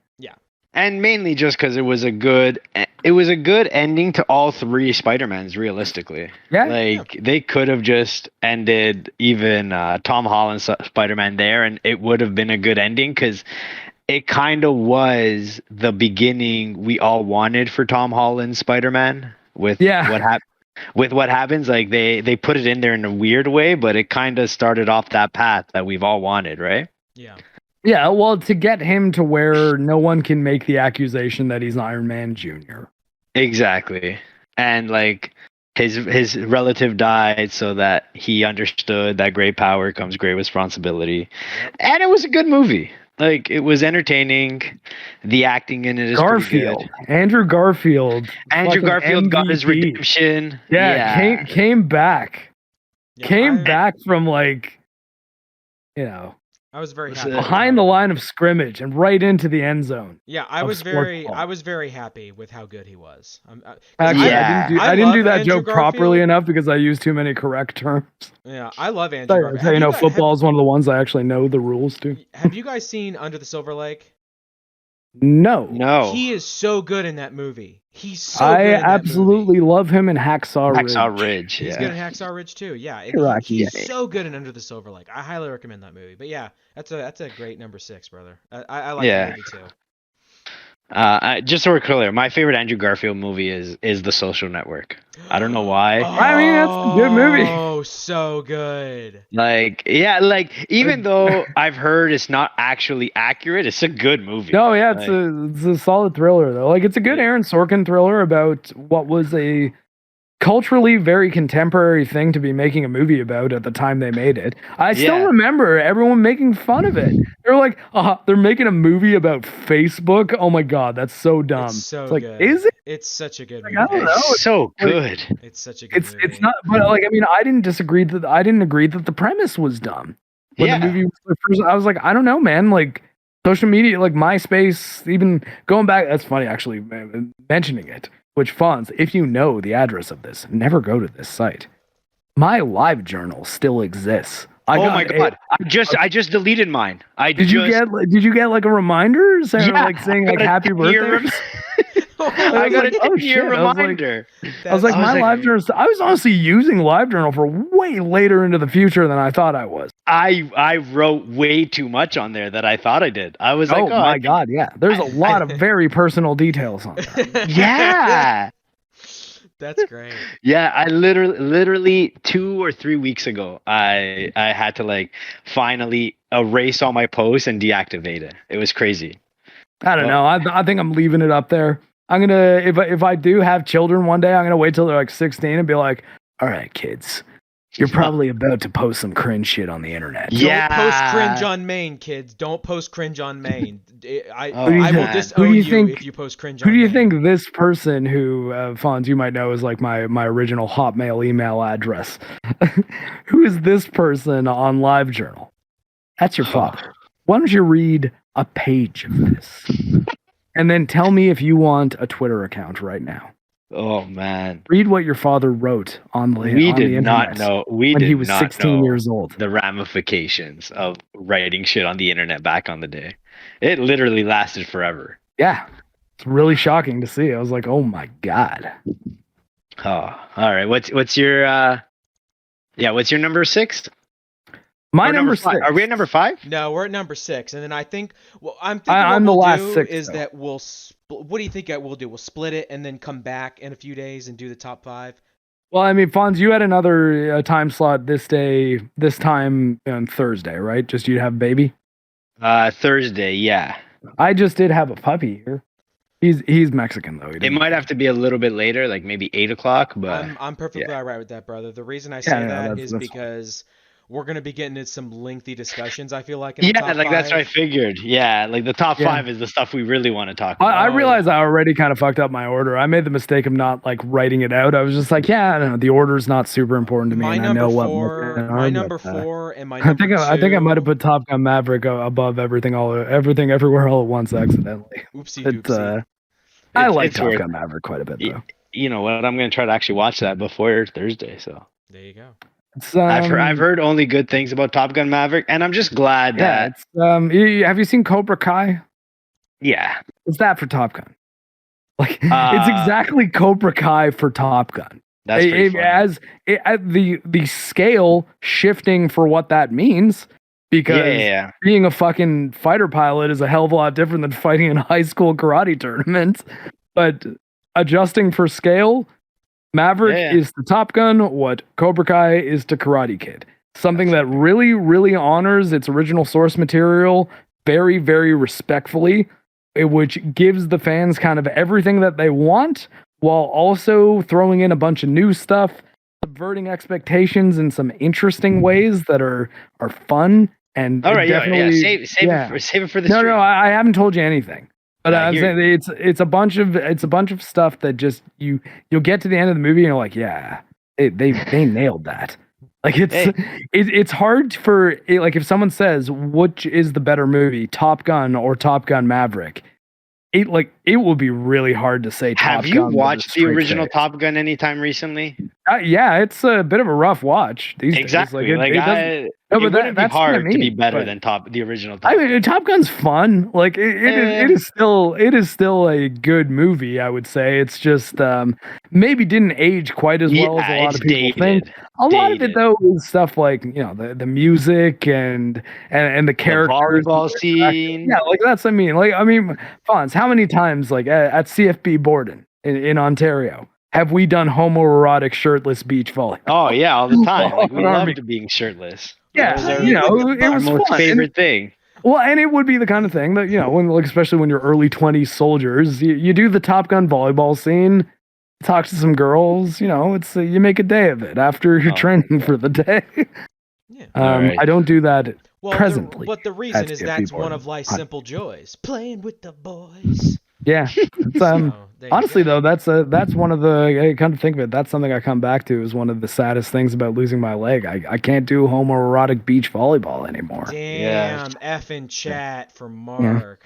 Yeah. Damn, I could probably do the odd set, maybe a couple bumps, but I can't really jump So You can't really you get know. in with it with the boys, is what you're saying. Yeah, and No, like a no. stop and go sport's not really the best thing for my leg either. But That sucks. yeah, you know. The boys don't stop. All right. Well, what's your 6, Mark, and then we'll wrap it up. All right, I think I will. Let's throw it to a video game, and I'll do this to cap this off with this one because these I have two that I was kind of debating where I would put them in relation to each other because I think they're both very very good video games, both very very hyper focused on gameplay, and I think good counterpoints to the games that are gonna end up at the real top end of my scale here because I'll say this: my number 1, 2, and 3 are all video game related. Very nice. That much I will say off the top. So for this one, I'm going to say that number 6 goes to Roller Drome. And Roller Drome is a game which is made by a company that also made Ollie Ollie World, which I got on Humble today, and I suck at apparently. And actually even played a bit of Roller Drome, but I didn't have sound, so it was getting hard to put some things together. But the easiest way to in one sentence explain what Roller Drome is it's Tony Hawk with guns. All right. Oh, nice. I mean, that's like it. Honestly, there's more to it than that, and the more to it makes it a stronger game. Because what I'll do a quick little explanation of what I mean by that, but the gameplay mechanics are well thought out and support each other very very intelligently. So the premise of it is you're in basically Rollerball, like the film from the 70s, or I think they did a remake of it too. Oh, they did a remake for sure. Yeah. With But the guy it's from not American Pie. Yeah, it's the same idea as that, and stylistically, it looks kind of like a similar vibe. Speaking of Jet Set Radio, it has that sort of cel-shaded look to it, and the gun aspect of it is your primary means of accomplishing challenges and finishing the level. It's the only means by which you can finish a level is you have to kill every enemy in the level. In every level. So and that is how you clear it. So you need to engage in combat. That's clear at this point, right? Yeah. So then you might be thinking, okay, well if it's like Tony Hawk then, are there tricks? The answer is yes. Now, if I'm only focused on combat, or if combat is my primary goal, is killing all the enemies, why do I need to be doing not kickflips because it's rollerblades, but I don't know, whatever kind of grabs are on fucking rollerblades, a melancholy. Why do I need to be doing a 360 melancholy off this half pipe right now? And the answer to that is brilliant. It reloads your ammo. The only way to reload and acquire ammo in this game, in which you have to kill every enemy to progress, is to engage with the Tony Hawk-like trick system. In addition to that, you have Max Payne-style bullet time that you can't activate on command. It activates when you dodge a heavy attack. Every heavy attack that is launched at you that can allow you to dodge, which will throw you in bullet time, which will let you aim better, which will let you do more damage, which will let you accomplish more challenges, which will let you get a higher score. Every single one of those attacks comes out with a little white outline of the area that you have to dodge. Dodge the timing right, you get kicked into slow motion, and your ammo does double damage while the slow motion lasts. That's great. So you're really, really incentivized to do things like keeping enemies that do high damage attacks alive so that you can dodge their attacks and kill everyone else faster. It's got so much to it. You don't fall ever while doing tricks. So like successfully landing the tricks is not an element of the trick system. It's just doing enough of them that are varied enough and will score enough points to fill your magazine fast enough. All bullets draw from the same ammo pool. They just each gun takes up different amounts of the ammo per shot. So obviously your pistol low damage but has a lot of shots. Your shotgun, higher damage, range isn't as good, and sure, with a smaller mag. But then you eventually get like a rocket launcher and a sniper rifle as well. Those ones basically have like 1 or 2 shots and they're done, but they do like crazy damage, or in the case of the grenade launcher, they do splash damage as well. Yeah. Rollerdrome's it's like a $20 game. It's not very expensive. It didn't really get a whole lot of press, I don't think. The only YouTuber who I really saw talking about it was Skill Up. And it's honestly one of the best games I played this year. So I strongly recommend that everyone check out Rollerdrome. Okay. Awesome. Should we do one more lap round and do our 5? Then hold on, wait. 10, 9, 8, 7, 6. Yeah, okay, no, that is 5 and 5. So Yeah, should we're stop halfway now. there. Yeah, Yeah. All right, so I guess we'll reconvene on Thursday. I'll keep pressing on Final Fantasy 14. I always feel like I got to save this footage and rewatch it though, because I haven't really paid too much attention to this Garuda lady that I've just fought and killed with a party of 3 strangers. Final Fantasy 14, by the way, pretty solid game. Got into that this year. Awesome. But, Awesome. All right, guys. I gotta head out too. Okay. Rocky, say goodbye to the family. Bye, everybody. KJ, always a pleasure. Awesome. Yeah, it's awesome. It's always awesome to talk to you, man. All right, everyone and audience, that's where I'm going to end the stream, but you're all wonderful people, and I love you dearly. See you later. Okay, yeah, we are offline, or now it's just at my thanks for watching screen. That I can activate with one touch. What's it called that she got you? A stream deck, an Elgato stream.